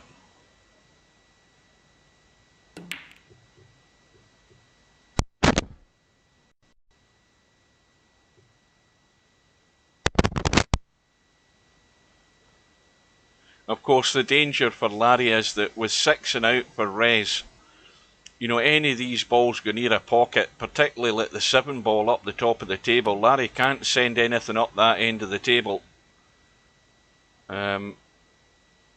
Because as long as you know you nudge a ball towards that 7, there's a very strong likelihood of knocking it in.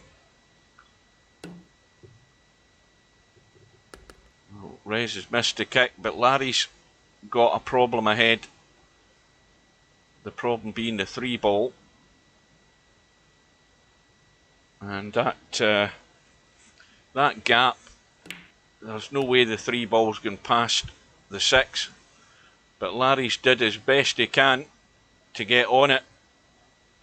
This is still not easy. And needs to make sure he doesn't hook himself behind the 9 while he's come inside it, which is the right shot.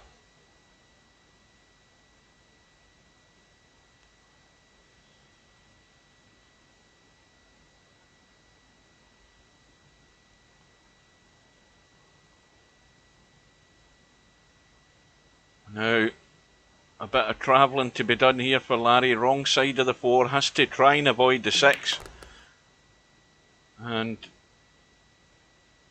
he's basically looked at the situation and thought, well, as long as I can see a cut in the 5, that'll do, because if he tried to run the cue ball, I don't think he was ever going to get there.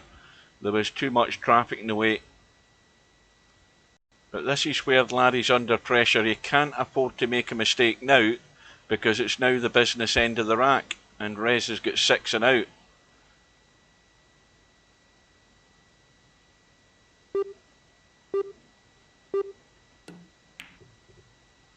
And that's what I'm talking about. But is Larry going to get lucky?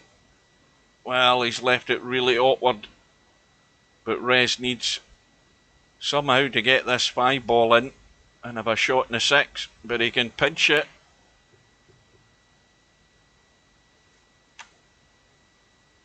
And he's not getting any joy with the running of the ball there either.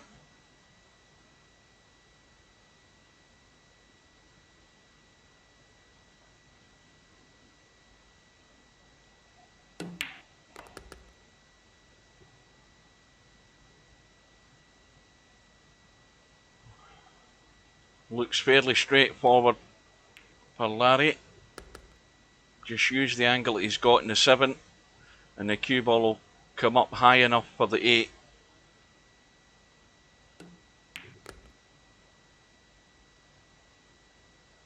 I've just read that there. Bedhead says, Semi, you're a bum.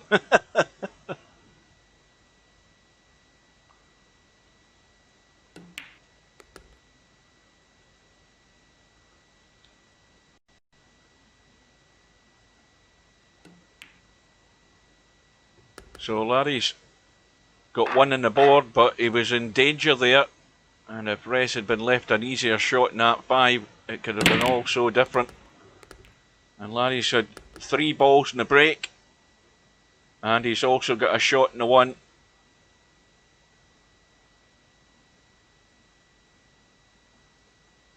So the 2 ball's gone, the 4's gone, the 8's gone. Now he's going to have to maybe go 3 rails here. 1, 2, 3. Avoid the 3. But he's run into it. Now how's his luck there? Well, he's fine. But he's a bit straight again. And he might try and pinch a bit of this 3 ball. Just to run through it. Well, in fact, don't you think he had to do anything? I think he was fine.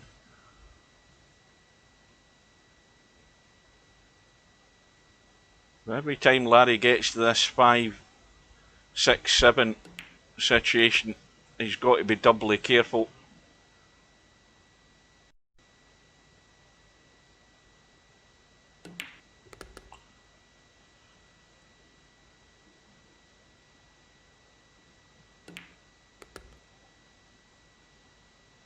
But in a race to 4, if you're giving 6 and out to somebody, this match could turn on its head in the blink of an eye.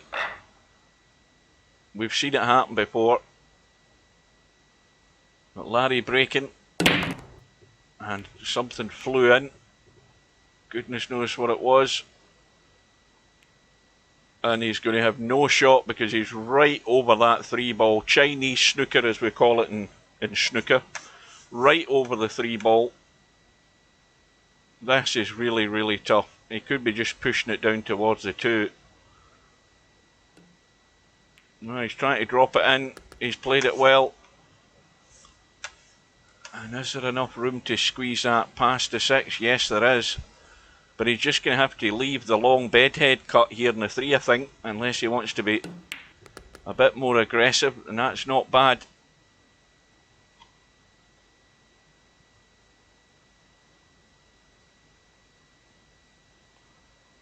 Of course, the same is true the other way. A player of Larry's level, when he's got an open table like this, he should be running the table. He's expecting to do it himself.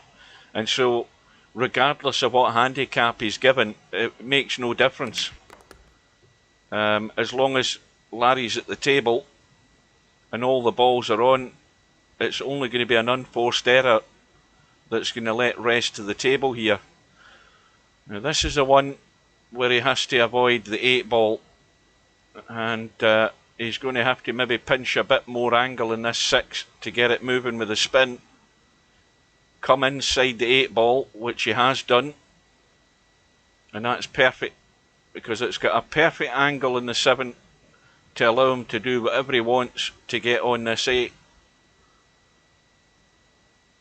If he pushes it forward with a bit of left, he'll come over to the left hand side for the 8 in the middle, like that. And again, I don't know whether he had to even do that with the cue ball, but he's got there.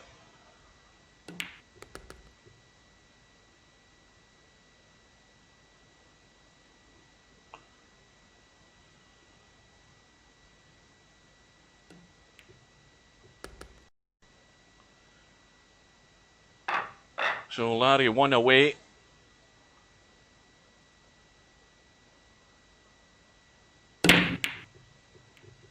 High ball goes in, and he's going to be lying flush on the 1 ball and the 2 balls over the corner pocket. So he's just the wrong side of the 1 though, but he can avoid the 9. Now, is he going to be able to get out for this 3 ball?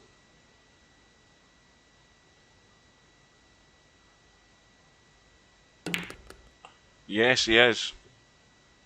Loads of room. And the 6 ball passes at 8, so there's not a problem there. And it should be fairly straightforward.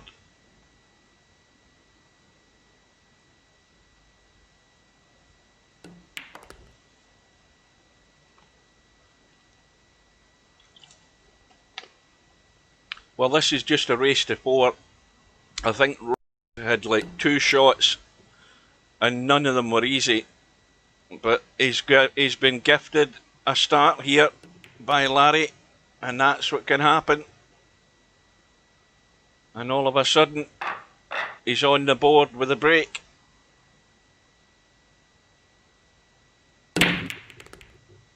And a ball, but no shot in the 1. But look at the 9. Let's have a look here. He could bank the 1 onto the 6-9 and try that, but that has got to be hit flush. That is heading towards the point, but if you hit it dead weight, it might go in.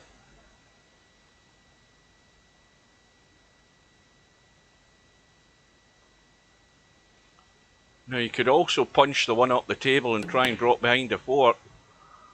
Look at the way that 1 ball is bouncing back into the table. Well, Larry might try a billiard here if he's got enough room. No, it doesn't look likely. What's he looking at? Is he trying to get a nudge? The line he's taking now looks as if he's just trying to nudge this in. Yeah, it was tricky. Now I don't know whether that's changed the situation. Well, it certainly put the 6 in actually third line on the 6-9. And that was almost a good shot. But second prize behind the 8 ball. Now Larry could jump and catch the edge of the 1 and try the 1-9 combo here. Oh, that table spun all over the shop there.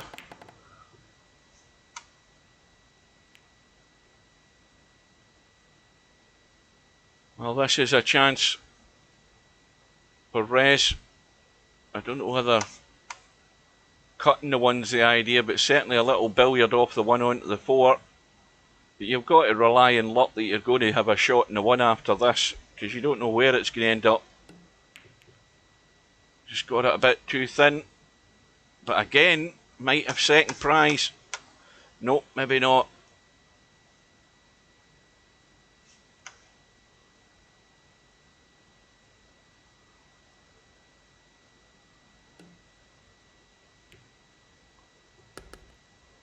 Well, Larry will be looking to get the job done here. The last rack, the mistake made on the 6 ball. And the 6 ball.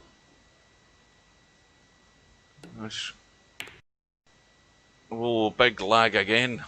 Big. I need to ask Steve whether he's doing something with VP4. He's got to be doing something.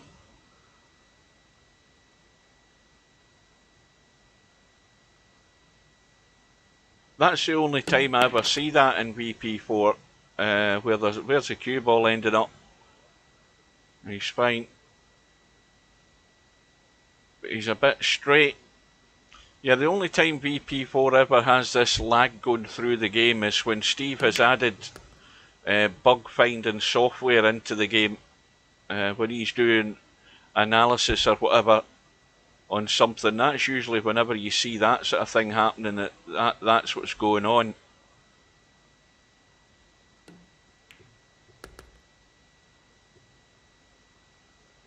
Well, Larry should be home and dry now, although he's just got to roll forward in the 8 or stun the 8, whichever he prefers. He could roll forward and play the 9 into the middle, or if he thinks he can straighten it enough and hold it coming back for the 9, yes he can. So Larry goes through by 4 racks to 1. And now what's happening? Slim's playing Spectre Dawn, and it's 3-1 to Slim at the moment. Let's nip into that one. And one pocket Slim is getting the 8 ball, Spectre Dawn at the table.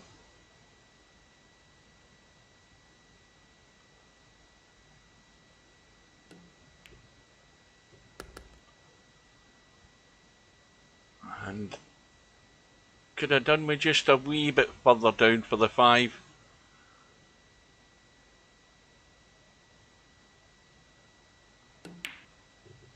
And that's why, you know, you've just got to get that slightly better line. I mean, he got on the 6 no problem, but having to manoeuvre the cue ball a bit more caused him to miss the miss the 5. And I think Spectre Dawn's got lucky again. Well, Popman was talking about all the flukes he had in his first match, and he's certainly getting a run in there as well.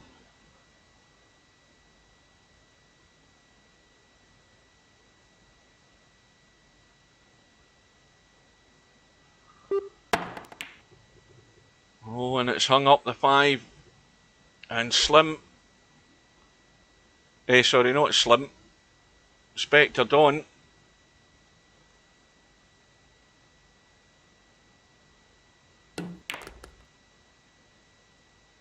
With an open opportunity now to get back within 1.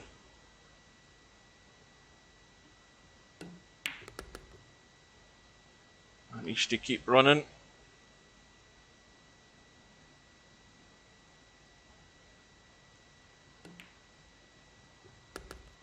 Check to cue ball to spin it back up the table for the line on the 8 ball there.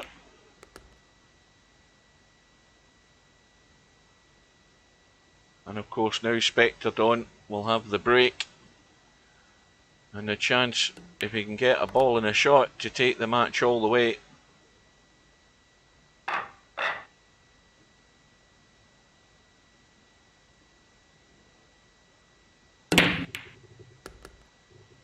Well, he's got a ball. He's not got much of a shot though.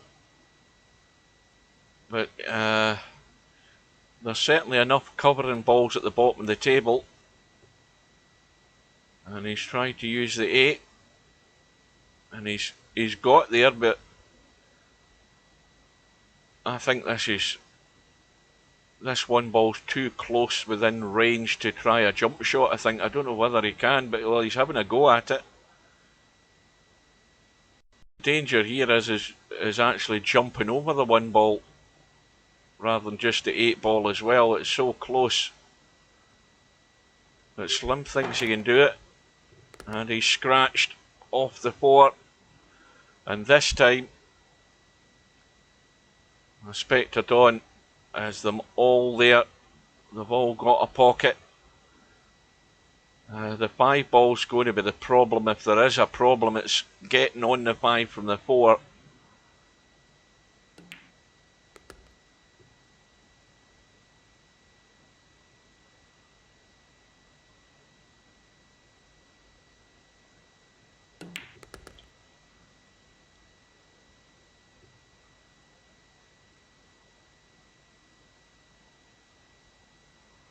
Now, I would assume he's want to go up the table to get the 5 from the top side down into this bottom corner, bearing in mind where the 6 ball is.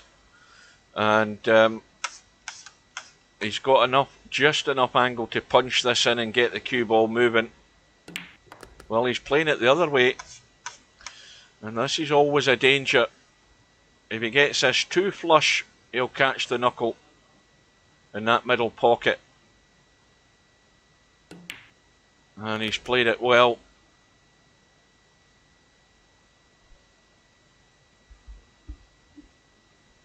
So we look as if we're going all the way, folks, in this match.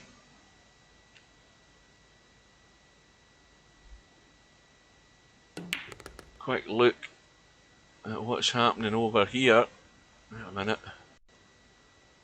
I can't see the bloody scores because of the chat. But we know we're going to the final rack here. Spectre Dawn with the break.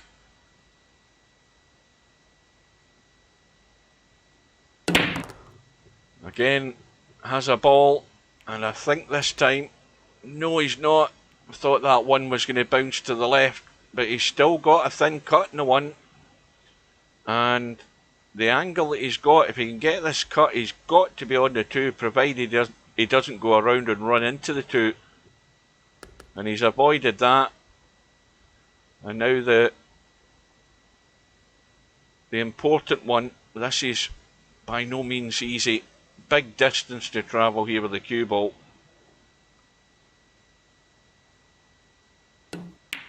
Up and down. And he's going to have to bail out with the jump stick. Hook behind the 9. But plenty of room to get there.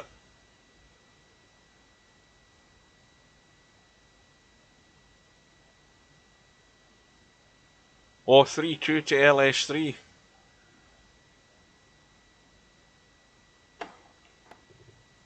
Well, he's got the hit in the 3, but he's given Slim his chance. And remember, Slim only needs to get to the 8 ball. How does that look from Slim's point of view? I think he can just... well, if he stuns it firm, I think he might have to leave himself awkward here, because this is, again, you want to hit this hard, but if you can, well, he's drawn into the 6. That was the danger. If you stunned it, you could just stun into a line where you end up behind the 6 and snookered.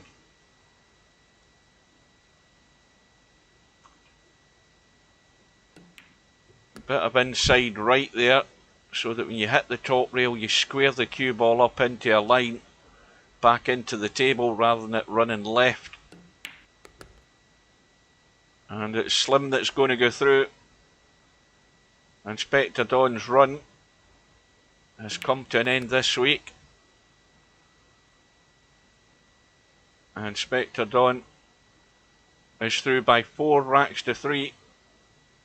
Well, that was quick.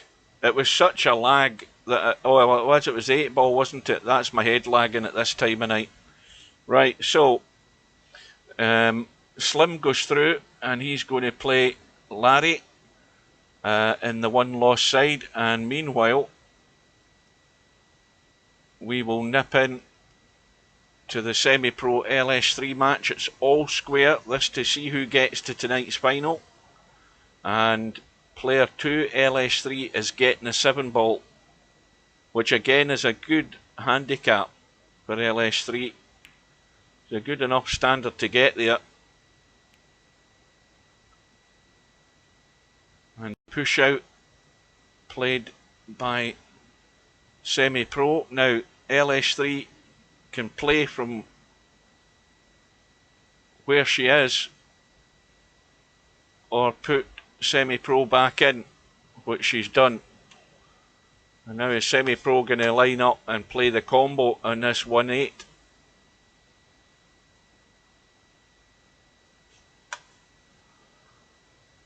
I mean, where the cue ball is and where the line is at the moment, you know, it was a fair chance that it could go in, but the big problem was the distance. So LS3 at the table, but again, this is not a table that you're guaranteed to run out. Bear in mind where the 4-9er sat, and the fact that the 4 ball's the next ball to get on. Well, that almost worked out there. Let's have a look. Do you know something? That 4 ball goes. That 4 ball will go. But can she get out for the 5? On the cue ball. The cue ball thought of a scratch. Where's the 4 ball going?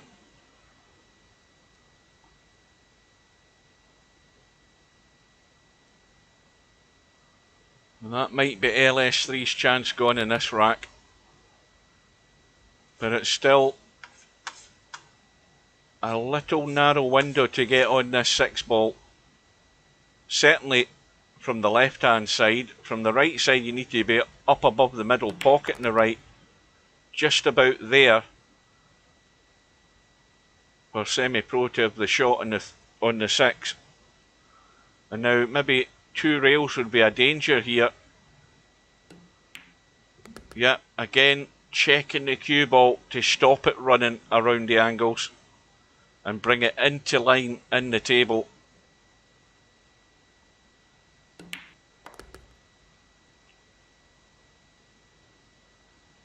Well, this is going to be 2 rails. Back up to the middle of the table for the 9 into the right hand corner.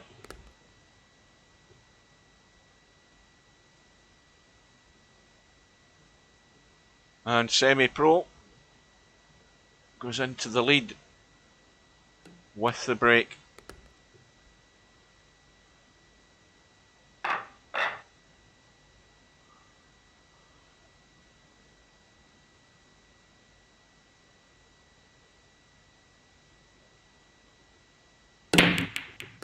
Five ball goes in.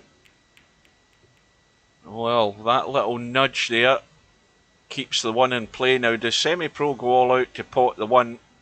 Because it's difficult to go on the 2. He's got to nail LS3 behind the 3 here in the 7. It's such an easy shot to get done. And I don't think he's quite got there. But it's still one of these Chinese snookers again. Right over the 3 ball. Makes it so difficult to get the right hit on that 1 ball. And not bring the 1 ball into play.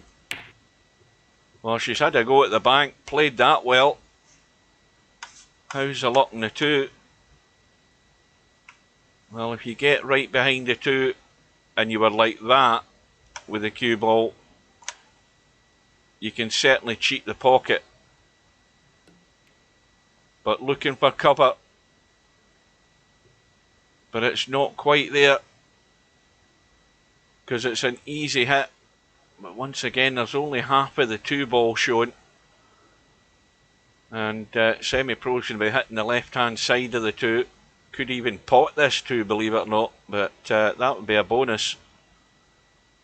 Got to watch the cue ball. Well, I think he managed to get most of that two ball there. He actually got it better than I thought he would, and the problem is, we're hitting it too full. He's just banked it up the table and left it on for LS3. Now here's a big chance to get back all square. And that might be a wee bit straight, but again, can nudge around the angles. Got to be careful you avoid it, but the stun was the better shot to get on that 4. If you nudge it around the angles, the danger's running into the 4. And that's why you want to know that's going to happen. If you know that's going to happen, then you take the other option. Big stun gets the cue ball out into the table.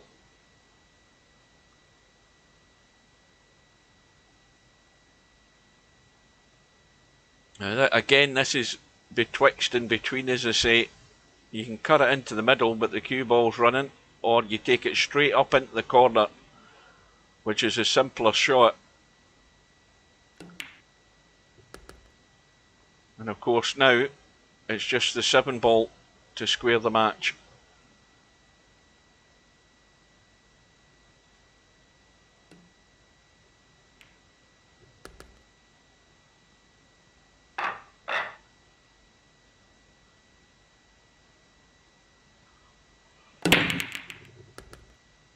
I think that was the 9 that went in, was it?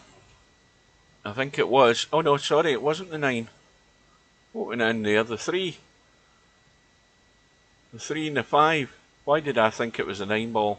I think my eyes have gone. It's past my bedtime again. But it does mean LS3's at the table, and a tough one to start.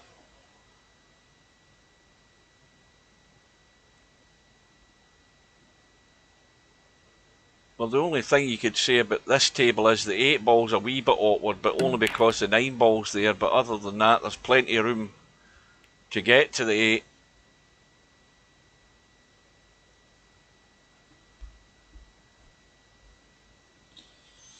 And loads of room to get into the gap to go on the 4. Oh, this cue ball's going to nudge the 6. Well, if that 6 wasn't there, I'm pretty certain that cue ball was gone.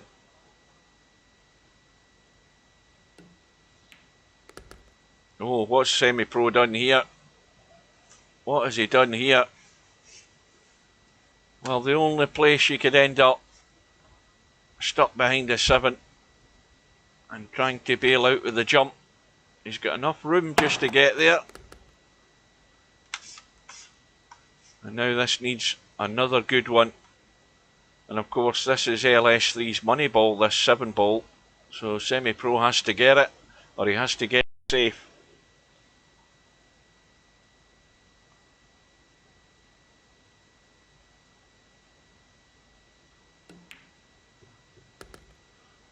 Well, in it goes, and I think he's out far enough.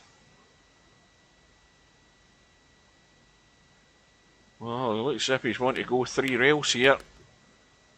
Well, 2 anyway at least. But it will give Semi-Pro the lead again.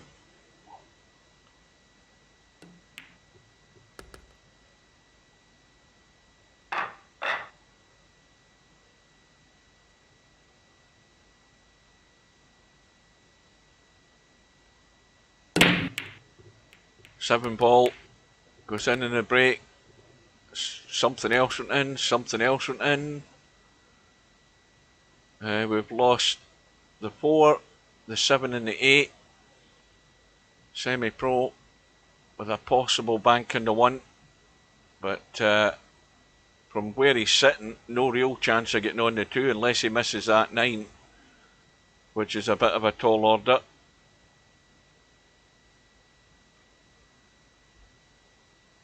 Again, you want to run up the table here towards those balls up the table, but the problem is you're just simply leaving the one ball in play, so he's just played the push out. Again, LS3 has a choice, play it or give it back.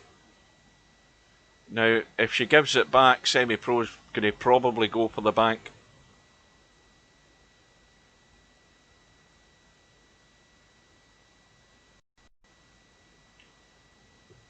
Instead, LS3 had a go. And Semi-Pro has a chance to open the gap to 2.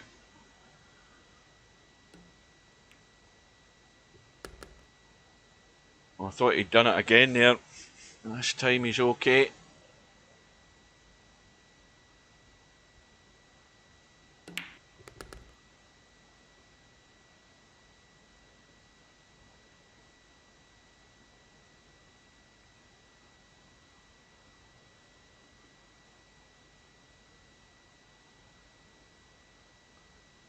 The 5 ball is the problem, and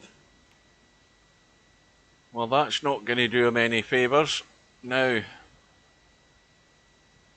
Semi-Pro just probably going to push this to the rail. I don't think he's got many other options on, unless he can skim in behind the 6. That might be an option.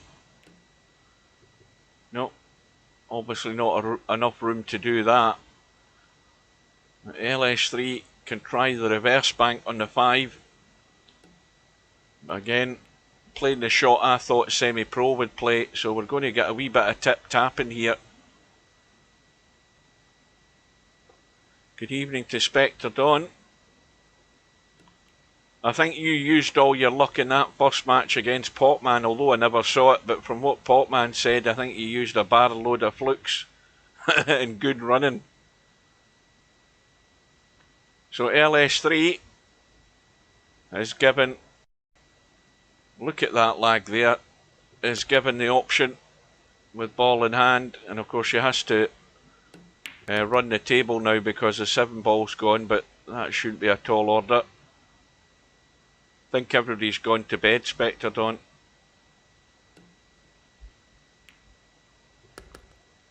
So we are back all square, and LS3 breaking.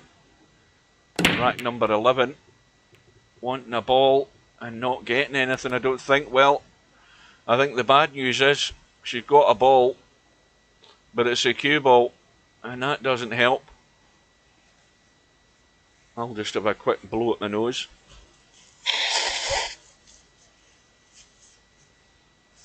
And Semi-Pro looking for the 1-9 combo. This is, well, he's got enough room to get there. Had a go at it. And what's more, the 9 ball is now gone safe.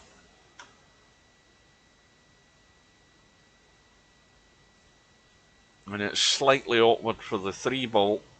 Oh, good evening to Albinario. Albinario's on Facebook.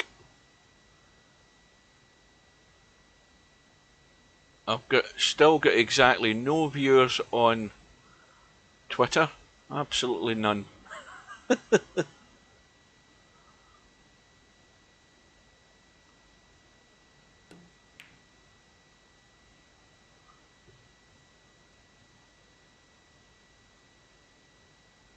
Now, LS3 needs to be careful, because if she's going to skim the edge, she can only skim the edge of the 1 anyway, but that's again simply going to bring the 1 into play.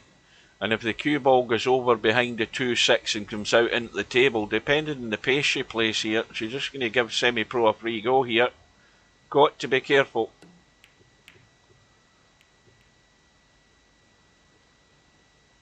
Well, it could have ended up worse.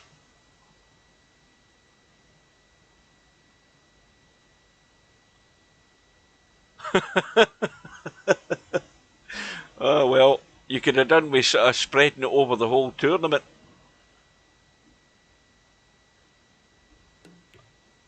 Well, that's going to hold up. But Semi-Pro has got, I think, the second prize. It looks like it.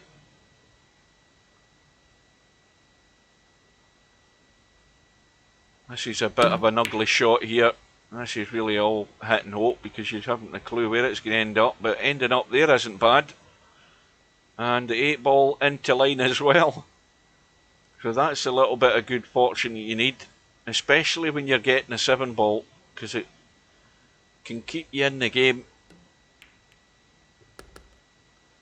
And Semi-Pro playing the deliberate foul, keeping those 2 balls tied up. And this is a good opportunity for LS3 to drop in behind the 3 and 5. Just a feather edge of that one. Touch it and no more, but she's too heavy. Is it going to stay there? I think she is. But it could have been, it needed to be a wee bit more delicate. Left too much room for Semi-Pro to get the jump shot out. Touch like a sledgehammer there, LS3. Need to tone that down a wee bit more refined. And one pocket slim has gone all the way with Larry and wins the final rack decider. Meanwhile, Semi-Pro has duffed up the jump shot, but no major damage done. And this time it's more difficult for LS3 to get cover, but she's going to have a second go at trying dropping in behind this 3, a wee bit more delicate. And now she's completely duffed it. Is that hit a rail? Oh, she's just got there. I wondered whether that had actually hit a rail. And I think it's nailed to the rail. But it's not full cover though. But what the 4 ball did do is stop the 1 ball from moving.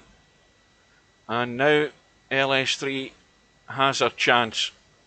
She needs a little drawback off that 1, I think. Let's have a look.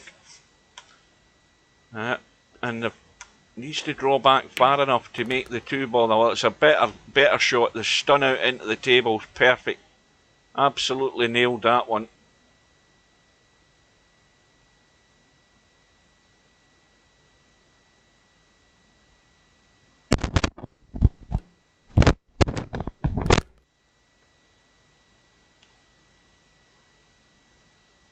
Well, there's a big enough gap to get out between the 4 and the 8 to get on the 4. Big lag again.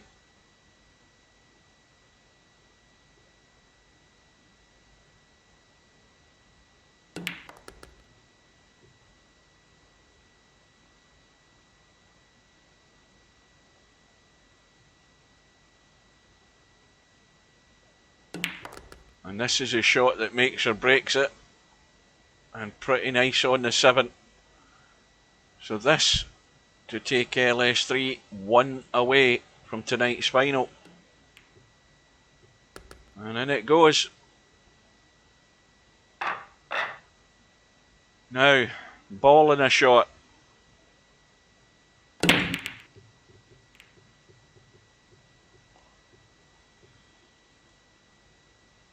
Nothing.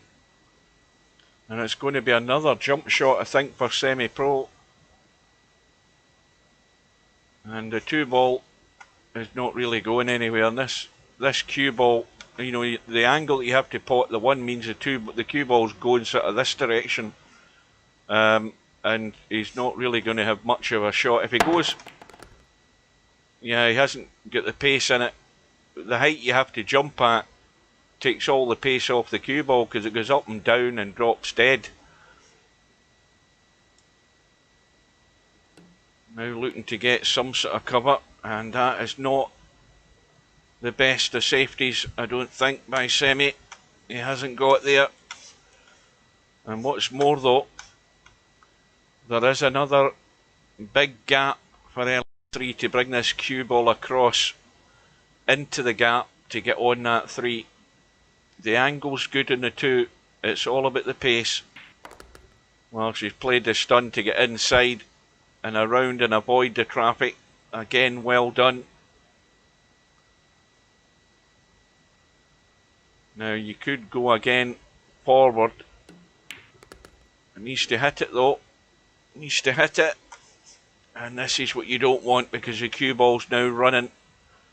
And you're out of shape in the 1 shot, you end up out of shape in another one. And Can LS3 get a recovery shot? The 5 goes into the middle, not a problem. Or into the bottom corner. It all depends on where the cue ball's going to end up. And that needs to bounce and spin, and it has done. Now, quick look at the 6. As long as you roll through far enough, even though the cue ball's running away from the 6 slightly, the further up the table you go, the better the line you'll have in the 6 into the middle. And it's definitely, without a shadow of a doubt, LS3 that's going to go through to the final. And that was well done.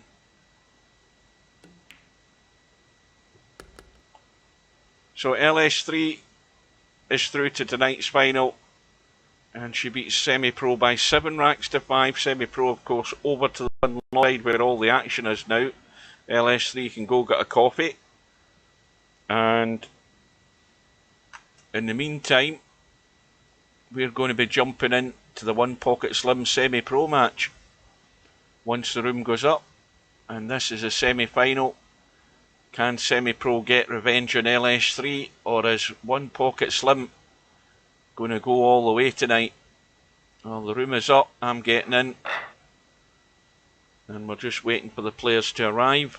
The tournament's been on for 2.5 hours, so we're moving along at a decent pace tonight, not a full house. Semi-Pro's in, I'll have a quick drink. And immediately Semi-Pro comes up with the excuse he's so tired. He's not as tired as I am, I can tell you. I'll tell you how tired I was, just to bore you.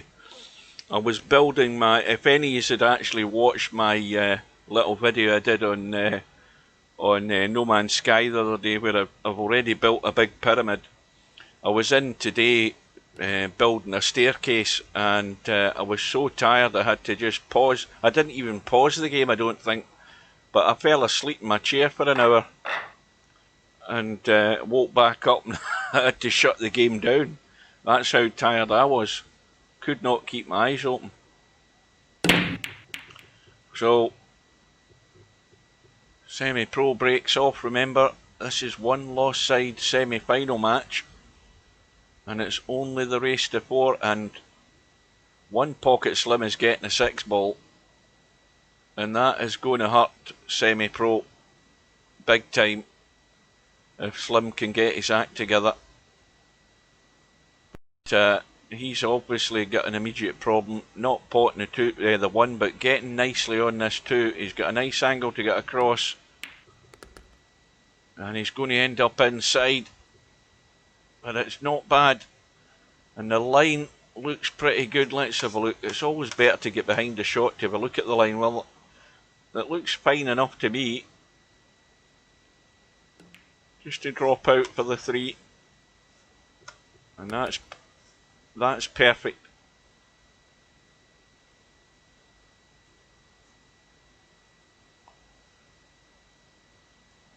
The one thing that we do know is that Slim's more than capable to be using a 6 ball money ball. I think he's gone way too straight in this 4 though. He might have to do the old draw and the heave-ho shot, unless he wants to run right through in the short side of the 5, but the big draw back up the table, I don't think he's got enough juice in it. He ain't got the legs, and it's all gone wrong. He had a huge area to get up to here. You know, even if he'd ended up in the bottom rail there, or the top rail, depending on how you're looking, he could have still cut the 5, so that's a big mistake by Slim. He has not juiced up enough. And that 5 ball might sneak out between the 5 and the 7 and 9. No, it hasn't. And Slim survives.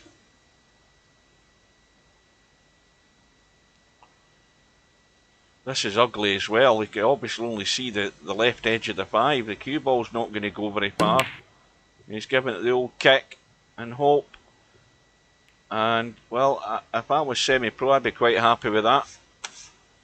I mean, there is a thin cut in the 5, and there's also a possible bank, but there is nothing easy.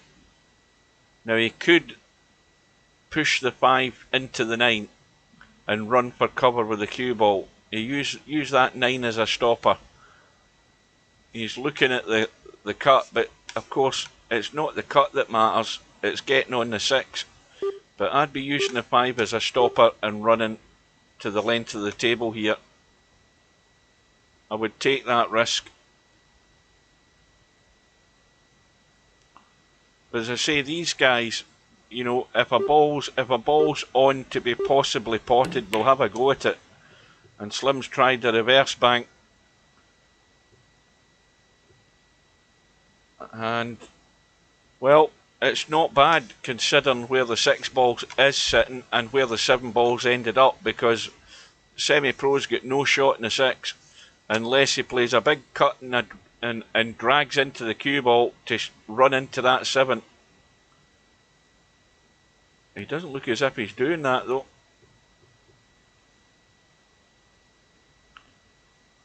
Well, that might have been the time to push the boat out.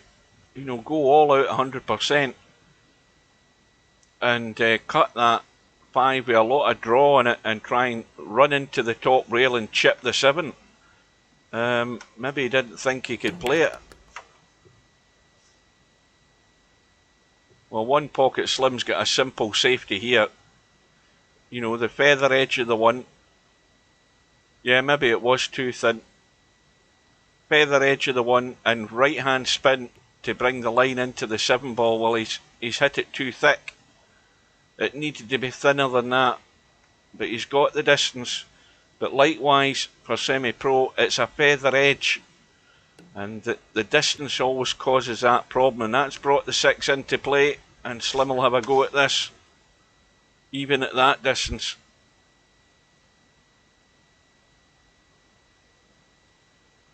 But these shots here are always difficult. I mean, distance is always a greater benefit, even if you haven't got the cover.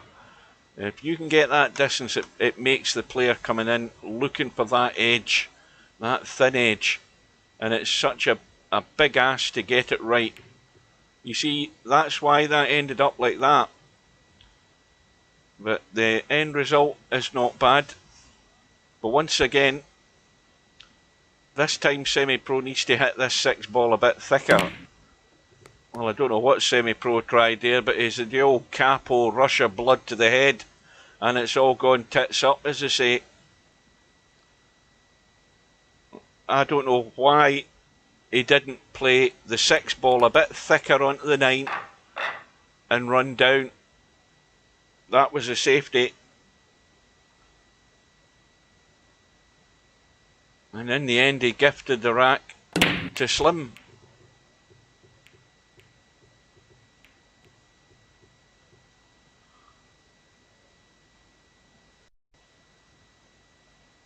Well, I don't know whether the 9 was on there at all. Yeah. To me, you hit that 6 ball thicker so that it goes thicker into the 9 to stay there, and you run for cover with the cue ball. That was to me, was the most obvious shot to play. You know, other than playing a low percentage shot like that. Especially with Slim getting the 6 ball as his money ball and ending up, you know, scratching. The ball in hand's a complete gift.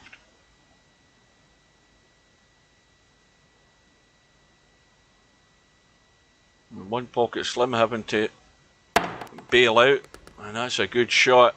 How's his luck? Well, if he misses, I was going to say if he missed the 2, he would at least possibly had a cut on it.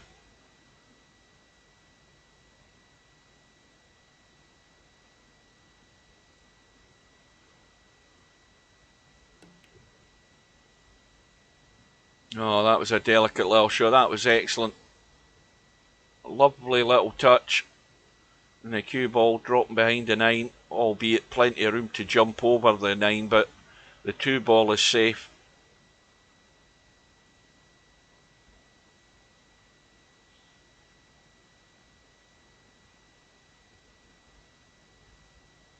And No idea where this is going to end up.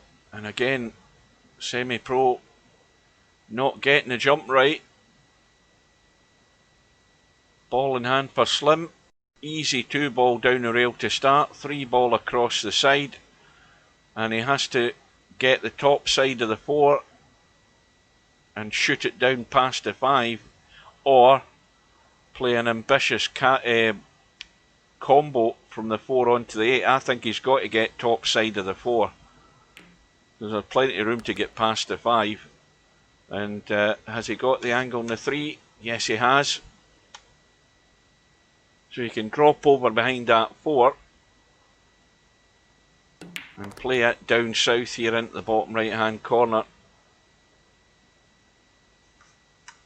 Well, does he want to risk punching this in just to make sure he gets the cue ball out into the table rather than leaving it inside the 5? Because that way the cue ball's running a bit again. And I think that's not too bad. That's fine. Plenty of room behind the 9. Or he can just stun across. That's fine. And it's going to be 2-0. Such a tall order to be given the 6-ball to a player of One Pocket Slim's quality here. And I know win situation if he gets to the table. It's if the table's open, it's pretty much odds on he's going to get to the 6-ball. But I think Semi-Pro is going to have a chance here. And let's be honest, they're all on. There's no excuse. Oh dear, he's doing everything he can to get me worried here. I thought he was going to stun behind the 9 there.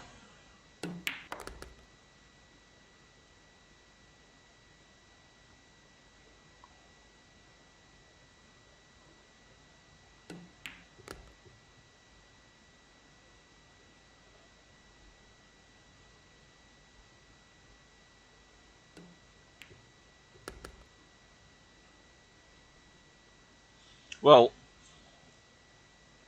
there's one surefire way to get Slim's rating up is let him win the tournament. That's the one way to get his rating up. Let him win Friday night 9-ball for 2 or 3 weeks in a row, provided he plays in them, and then his rating will shoot up.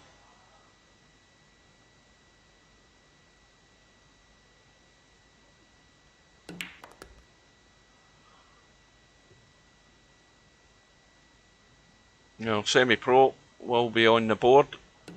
9 into the middle or the top, whatever he's comfortable with.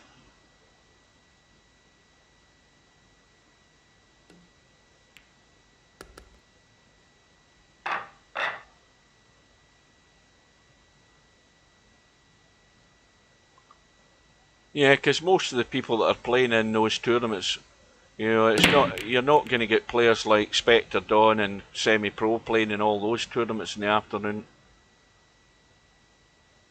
Oh, they don't change with a handicap. Well, that's news to me, that one. Well, your rating must change in the overall scheme of things after the tournament's finished. Are you trying to say nobody's rating goes up or down in Friday night 9-ball? With Moneyball handicap or any sort of handicap? I know that.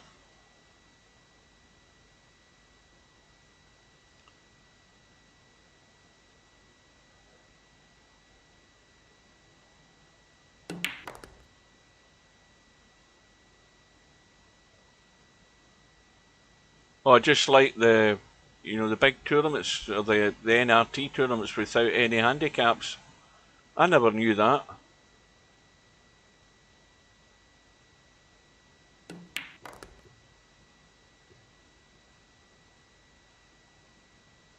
Well, another toughie for Slim. Now he needs to get into this a bit more. They didn't win his previous shots. Well, this might finish awkward. Really awkward. Extremely awkward.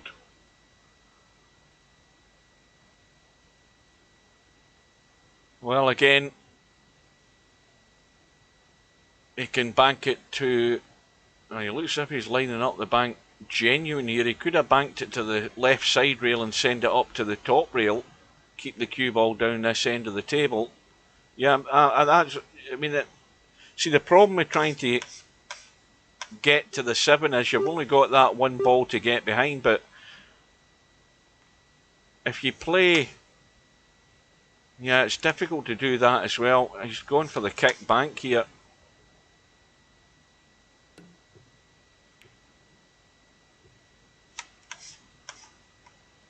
I think that's a pretty good shot. I mean, it's a big ask for semi-pro to have a go at this, but semi-pro might try. It's all about getting behind the 7, because the pace that you play it, you're always going to leave the 5 in play when you've only got the one target ball to try and get behind. But whoever can get a line and is brave enough can try and run behind the 7 or the 8, either top or bottom of the table.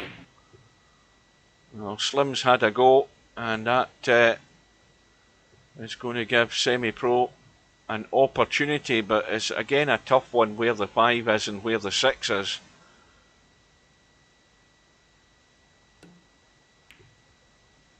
And he's content to just take his medicine and leave, dare I say it, the bedhead cut.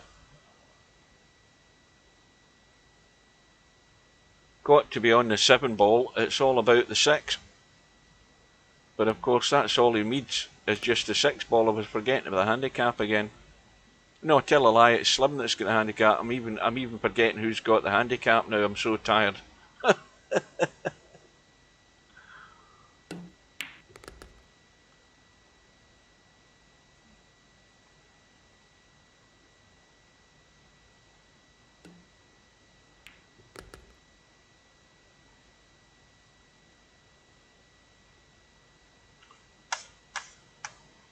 A little tester this, just to get the line. And it goes, no problem. 2 racks all. Semi-pro looking to get to the final and try and avenge his winner's side loss to LS3. But Slim might have something to say about that. The break from semi-pro, dry, and not a very inviting shot in the 1 for Slim. I don't know whether you can see enough of the 1. And he certainly can't get enough of the 1 to pot it. Going for the bank, or more likely the safety, because obviously it was running into the 5. That'll do it. But there's a lot of covering balls there in the middle of the table. And semi-pro doesn't want the 1 to go in. And Slim has enough room to jump over the 4, miss the 2, and chip that 1 in and get the cue ball out into the table. And he's got a shot in the 2.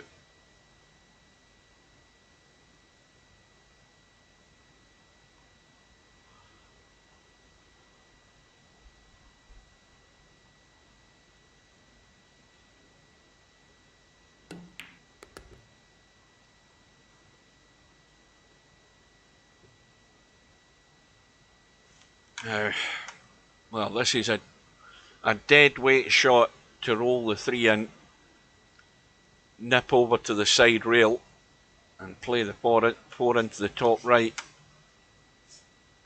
I mean, I don't know whether he's wanting to run through far enough for the 4 into the right middle, but yeah, he's trying to play it into the corner, and that's got there. And he's also got a slight angle he can pinch if he wants to try and... Well, he could just run forward and leave a long 5 into this corner. That'd be the simplest shot, but he's trying to run around into the table, and that's a better shot. Although he's just gone awkward again.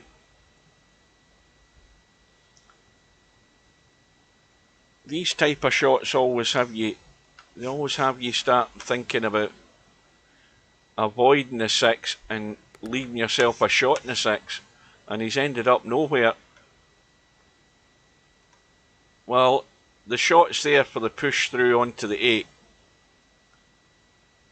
the lock up, and he's got the pace dead weight. Now that's what I'm talking about. Almost perfect lock up, not touching it, but he hasn't blocked off the angle. Had he got onto that 8 ball, there would have been no kick off the rail, and unfortunately for semi-pro, he's hit the 6, but the cue ball's travelled into the pocket, and again it's another easy one with ball in hand with a 6 ball money ball for one pocket slim.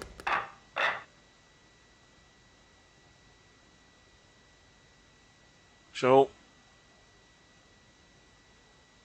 Slim has a chance, but that break sort of died in its feet.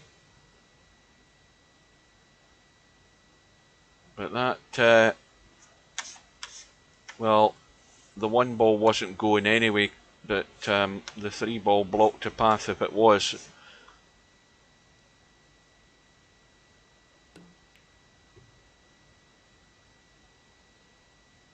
Well, Slim's coming to the table. He's got a 1-6 for the match. The 1-6 combo. It's nowhere near in line where the cue ball is, but he might as well have a good go at it.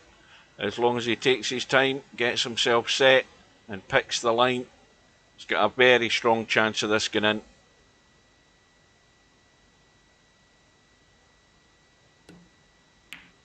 Perfect. So, one pocket slim goes through to tonight's final. Again, it's such a tall order when you're given a 6 ball to slim. So the odds were always stacked against semi-pro unless he could have stayed at the table all night. But that was just too much to ask given the 6 ball.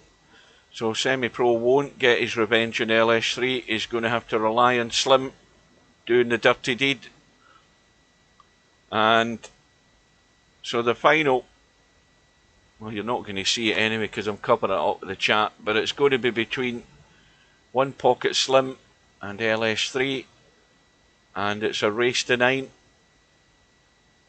and we will get in the room, and it's only 10 minutes to 10, and we're lagging for the break. And again, I've forgotten who's who.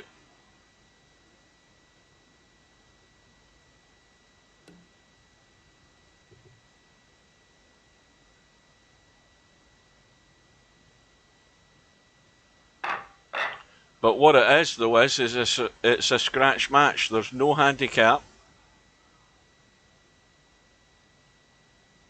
Both players fairly evenly matched on the rating. Nothing given. You were always up against it, semi-pro. When you're given the 6 ball to Slim in a race to 4, you've got a slim chance of getting through in that one. Well, that's a good result there for LS3. Well, I think Steve's been told often enough, but I don't think he's listening. But I honestly think it's far too much work for him to do something like that to change it. I think he'd be there for months and months doing that to fix it. Oh well, LS3's going to get a reward. She's got the ball in hand from the mistake from Slim. Now is she going to go for this 1-9 combo or run the table? A bit far-fetched to be trying the combo.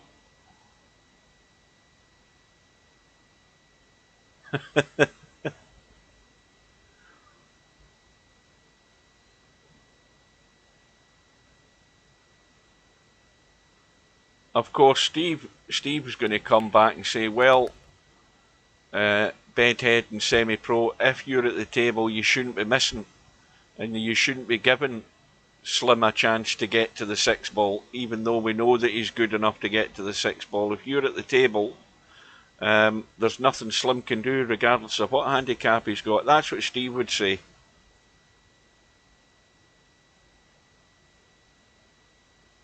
And in certain respects he's right.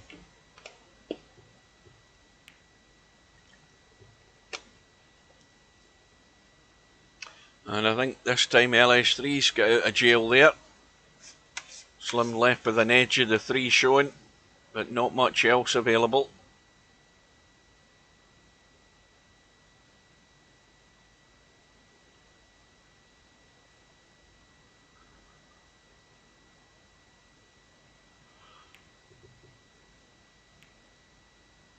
Oh, that's a bit of good running for Slim as well. Well, this is... I mean, when you try and visualise a shot, when you look at this table, you try and visualise a shot in terms of a safety. It's so difficult to pick a line and get the pace right. I mean, that's just sneaked out. The idea was perfect. It was just the pace that let her down there.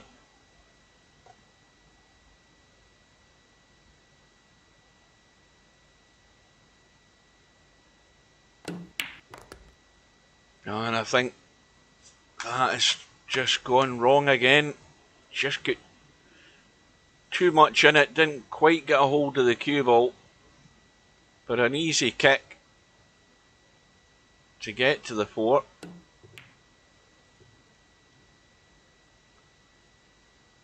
Well, this time Slim's not so lucky. And LS3's a great opportunity. If she can get onto this 5, she should be out.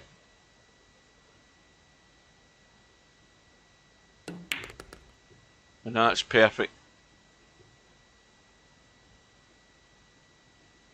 Again, the crucial shot is from the 6 to the 7. So it's all got to do with the angle that LS3 gets herself on this 6 ball.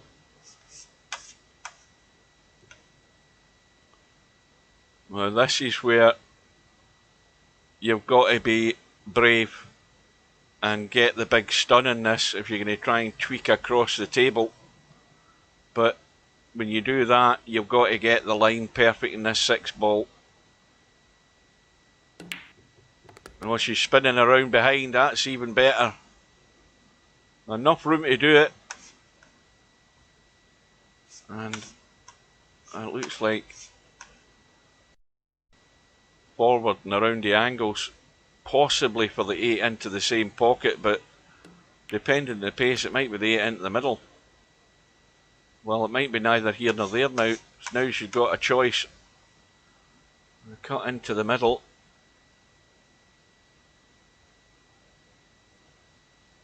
Well, that break, that update is supposed to help in the break.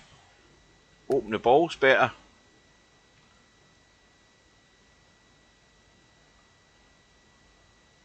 Dear, that's it. The brain is shutting down, folks. I'm ready for bed.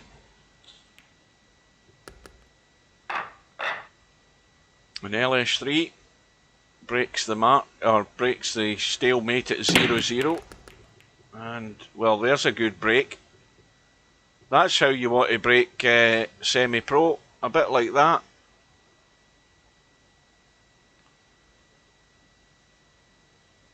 The 3 balls gone, the 8 balls gone, shot in the 1, and not a great position in the 2.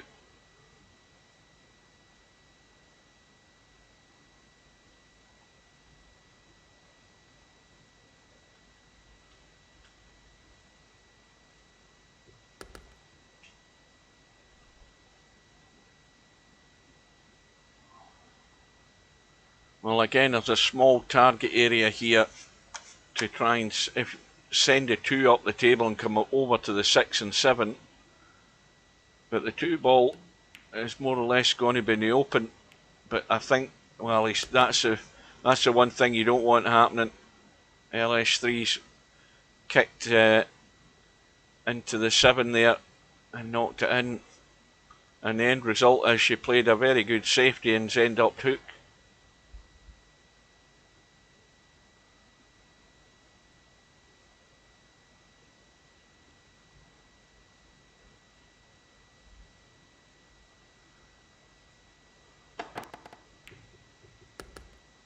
Oh, that's a good recovery. That was well done.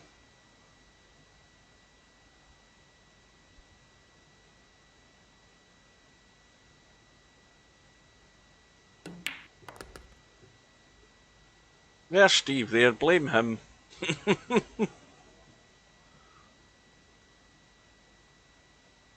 When's he going to give us these white lines and spots?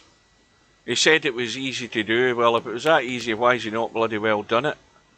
That's my question.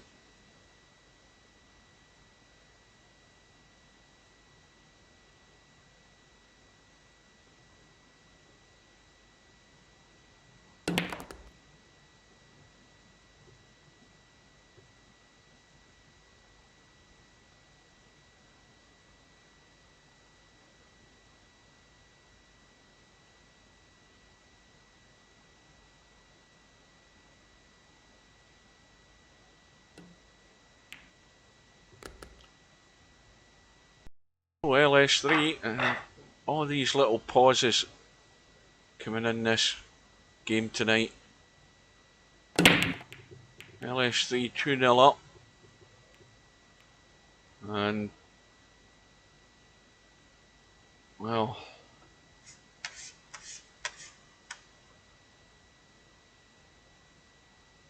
that's certainly not set as a combo, that 1-9. Now, there's enough room to cut the one to the side rail and the top rail. The problem is, if you're trying to do that, it's trying to get the cue ball out of there to get distance down the table here to where we're looking from. This is the problem with this shot. And in the end, Slim's had a go. And, well, it could have finished worse than that.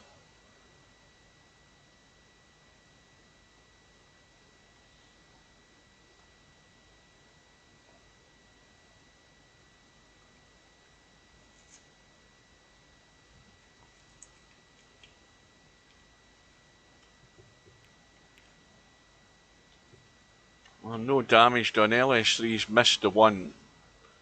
But she's actually pushed to 2 and 4 safe. So Slim's not got an awful lot of options available to him here.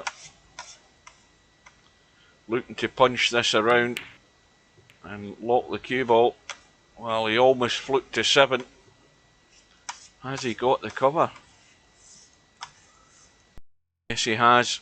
And that's, well, the line is there to get to the two, off the 2 rails.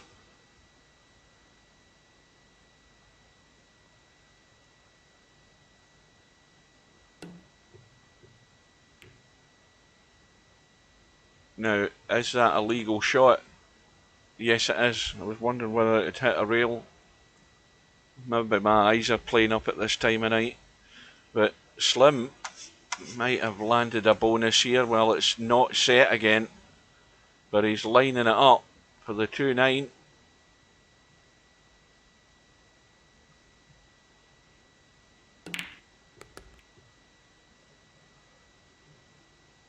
Now, Albie says we doing the 25k semi. And semi, who are we talking about? We're talking about Al Benario against Semi again, or are we talking about Semi against Bill?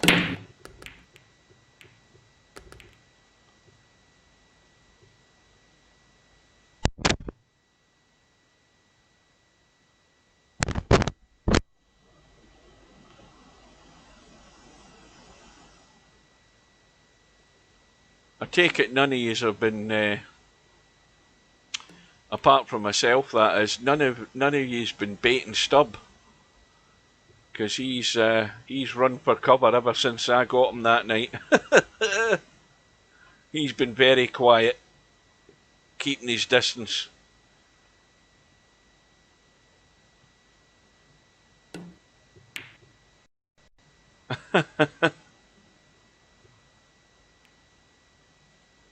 That's his excuse. He's not prepared to put up his own funds, which is a lame excuse.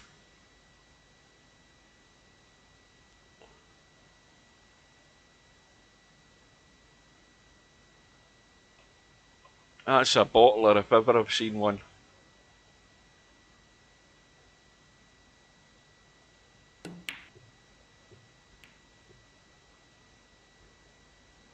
Well, if Slim had potted a 1 there, he certainly had no shot in the 2. Now, once again, the very thin edge in the 1 is such a tall order. And loads of opportunity here for distance on this 1 ball, but got to get it sweet.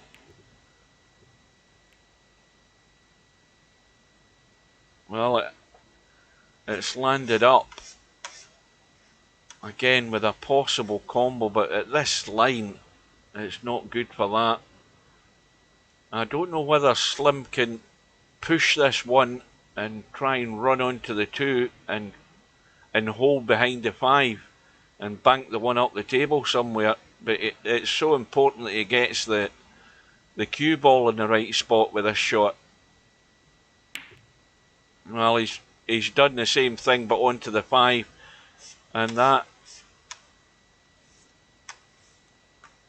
is not a bad outcome.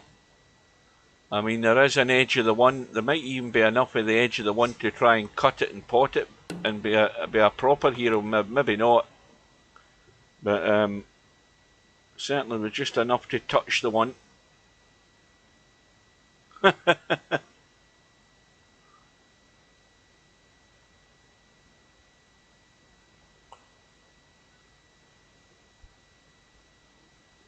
Well, this is going to be nasty. Slim's going to tuck away behind the 5 and 2 and 3 here. No, he's gone for the combo. Well, commentator got it wrong that time. What a shot that was! I thought he was sending that cue ball into the corner, and he's played the combo. Caught me off guard,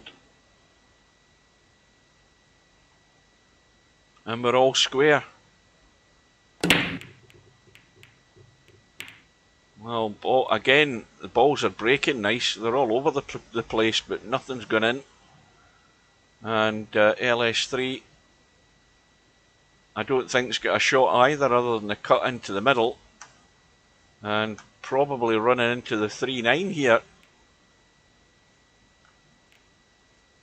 Well, I don't know whether she played the cut, but if she's played either or, it doesn't matter. The 1 ball's dead safe.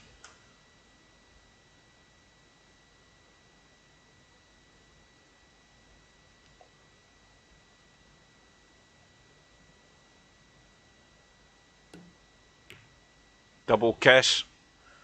Cue ball almost scratched there because of it, but once again it's not an inviting table here for LS3. Now she could try banking the 1, avoiding the 8. I don't know whether she's got a line to do that though, and try and run up the table. The danger then is getting it all wrong and scratching, but she's had a blast and got a fluke. Had a blast at the 1, I think she's fluked to 2, and the 1's gone safe. But a much easier safety this time.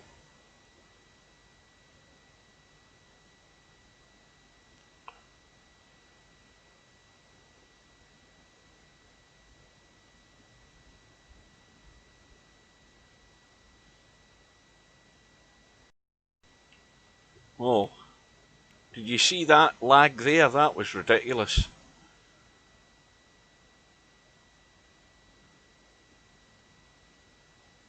Well, the worry I've got is that I'm putting it down to the fact that Steve's done something with the game at the moment. He's running software. I'm putting it down to that. It's, as I said earlier, it's really the only time I've ever seen this sort of lag, the choppiness in some of the shots. Because if it's not, then it's something else. and I'm just hoping it's nothing in my PC. I don't think it is.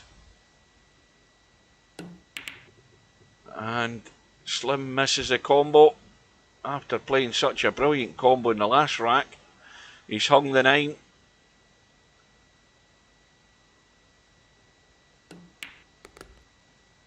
And, well, LS3 is going to have to play a good shot here to get down onto this 5. This is a toughie.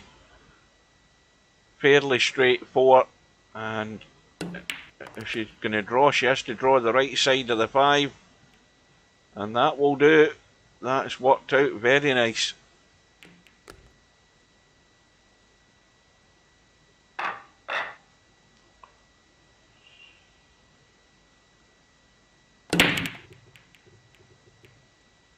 And look at the 9 ball again. LS3's broke dry, I think. Yep, 9 ball hanging over the middle pocket.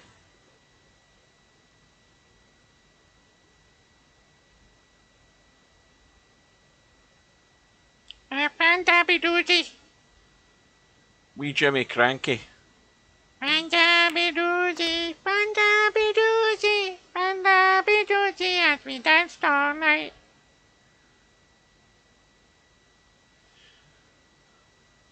Well, Slim. Well, there's not an adjacent ball to combo the 9. The 6 ball would be favourite. But Slim is going to have trouble here. He's going to be Chinese snooker. Well, we've seen about 3 or 4 Chinese snookers tonight. And again, this is a big tall order because he's going to have to ram the 4 in and run the cue ball big time. And has he got there? I think he's just got there.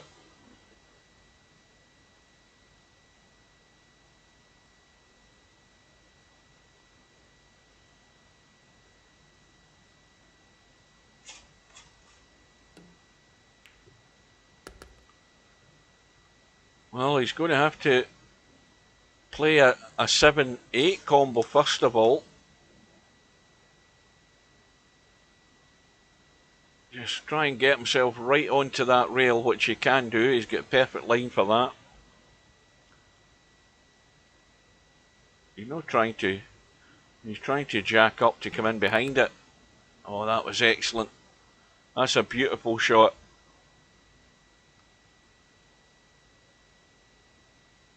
He could have ran through to the rail to play the combo, but he played the tougher ask, and he played it perfect.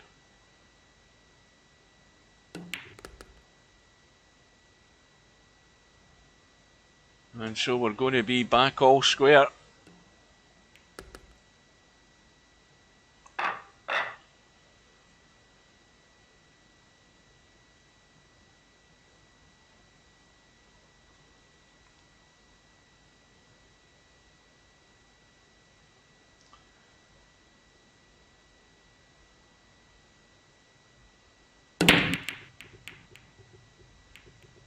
Again, another break. The ball's going all over the table, but none finding a pocket.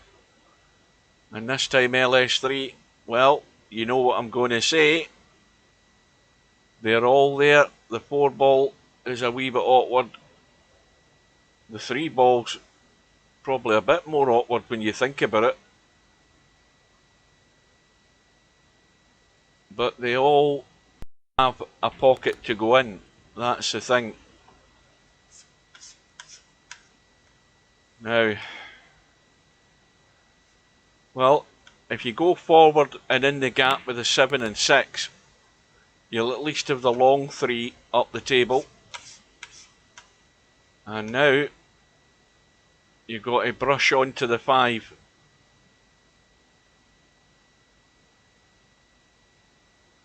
And don't go to the point of the pocket and hook yourself behind the 5 or scratch. And what a disaster! Always danger trifling with the middle pocket. And LS3's chance has come and gone in a blink of an eye.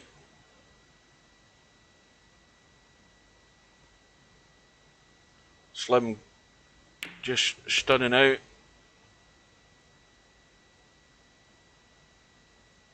Just a stop shot in the 5. But he should be in the lead. No, he's letting it run. How's that for line? Oh, that's fine. Just run it off the rail back up. And again, get high enough. It means you've got less to do with the cue ball.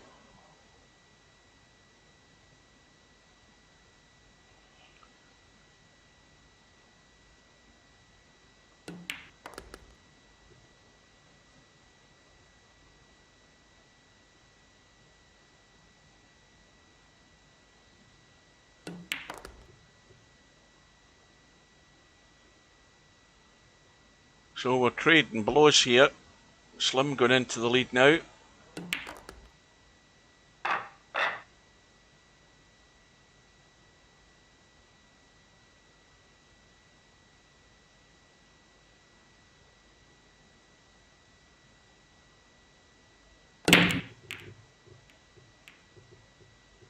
Look at the 9 again. Look at the 3. Is it going to hit it? Oh! And the brake's dry. Well, I think LS3's got to bank this one up and down the table and try and bash something out the way there in that pocket.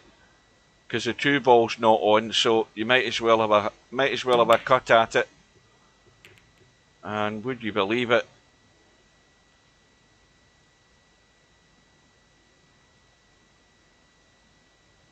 Well, Slim has got a fairly straightforward pot in the 1. You just play it as if you're playing the pot. And as long as you miss the 3, in fact, even if you chip the 3, you're still probably going to knock the 9 in.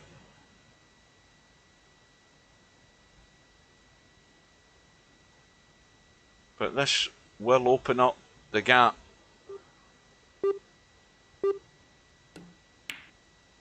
Absolutely perfect.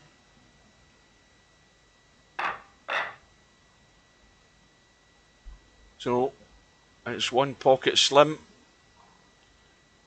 In fact, Slim from the state. I'd forgotten where LS3 was from there. I had a brain fart. Slim from the States, LS3 from the UK. And Slim's break gives him the 8 ball. No shot in the 1.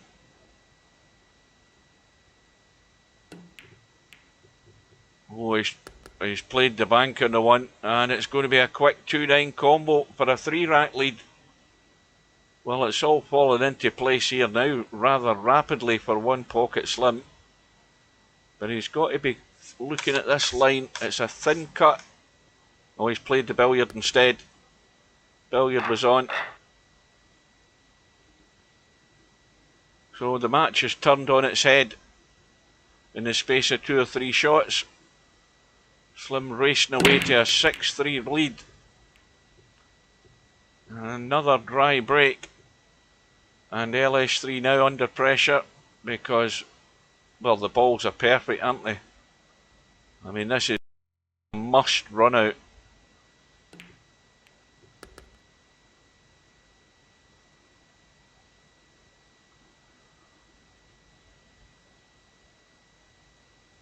Well, this has got to be played carefully here. And that has just made it slightly awkward. But again, shouldn't be a problem getting on the 4.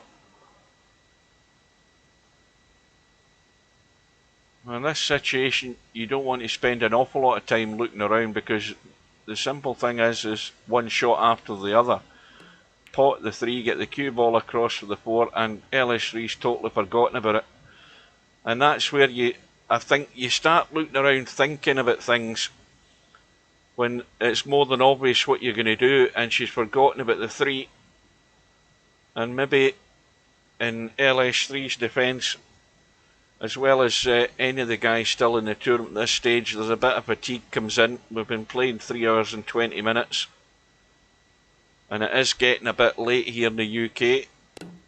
20 minutes past 10, an hour and 20 minutes past my bedtime. And Slim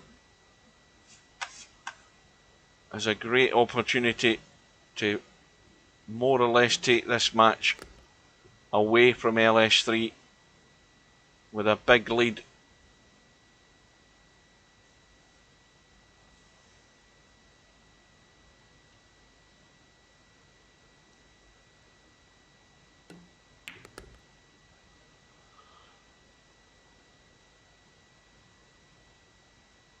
Well, Slim's been on form tonight and looking strong favourite to go all the way.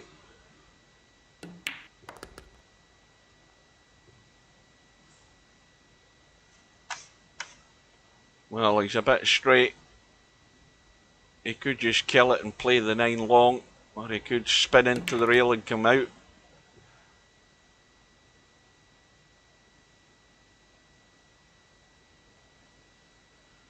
So One Pocket Slim has started to run away with this match. He's now got a 7 racks to 3 lead, and that now makes it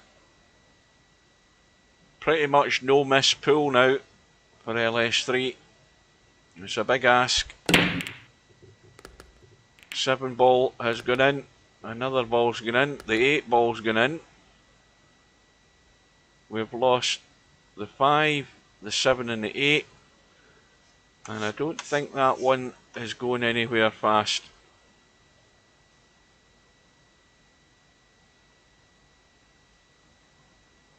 It's certainly not potting. And as you're looking at this 1-4,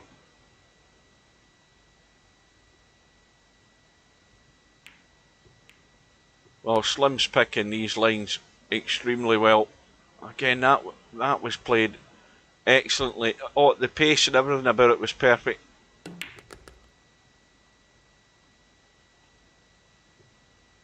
The touch is pretty good tonight from Slim. Although, having said that, he's duffed that one up. And LS3 has a lifeline unless Slim either plays a short jump in this and doesn't go off the table, or plays the kick off the rail.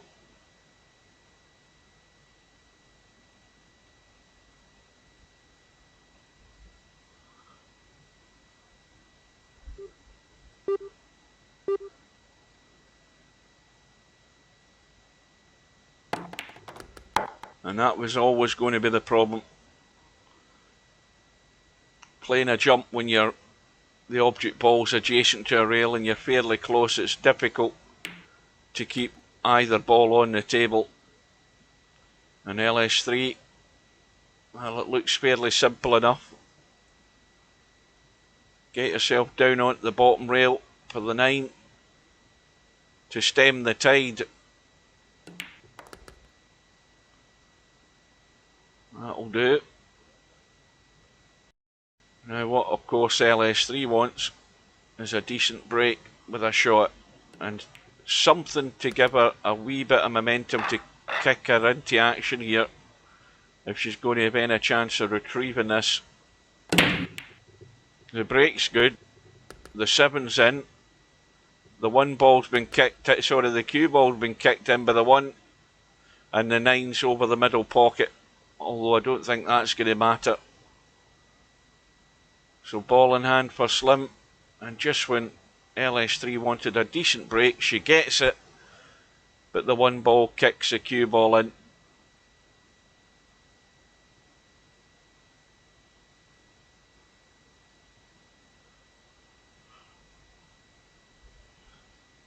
Well, there's loads of room for Slim to track from the 2 ball back up for the 3.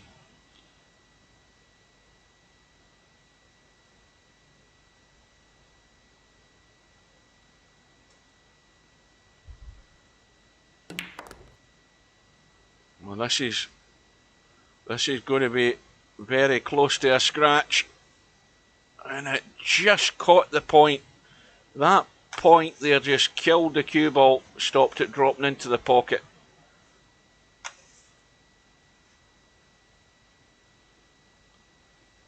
But the cue ball will be heading in the right direction for the 4, even with that little brush off the 6. It's done him no harm. and a perfect line to pot the 4 and get out into the table for the 5 into the top left. I don't know whether he wants to play it soft enough to play it into the top right. He could do either or, whichever he's comfortable with. And that line will take him through for the 6 into the right middle.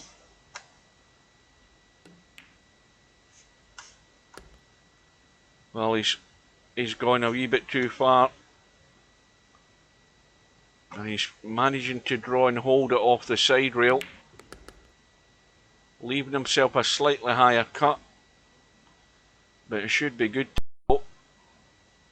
Well, you don't want to finish in the bottom half of the table here unless you've got a fairly straight shot behind the 9. You want to be off the top rail, bottom rail and back up the table unless you can hold it. Well, he's again played it well, killed all the pace off it.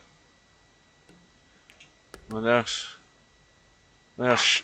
Snakes. The drink must be kicking in now. Anyway, what it does mean is 1 Pocket Slim is 1 away. He's on the hill with an 8-4 lead, and the 7 ball tracking in, and half a shot in the 1. Although, having said that, that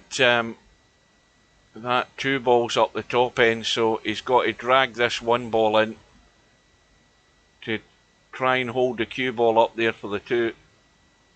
Just pocket weight, and this match is over. I'm going to say, I'm going to stick my neck in the line. It's all over this week. That might be the curse on 1 Pocket Slim.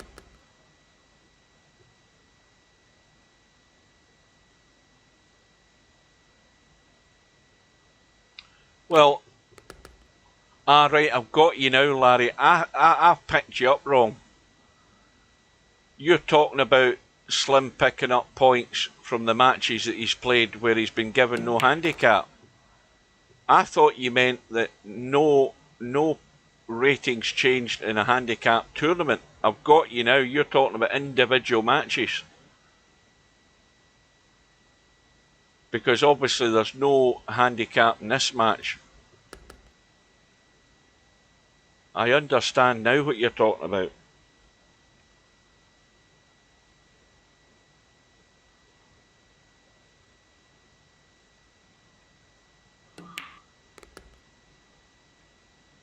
Well, it's been a very solid performance by 1 Pocket Slim.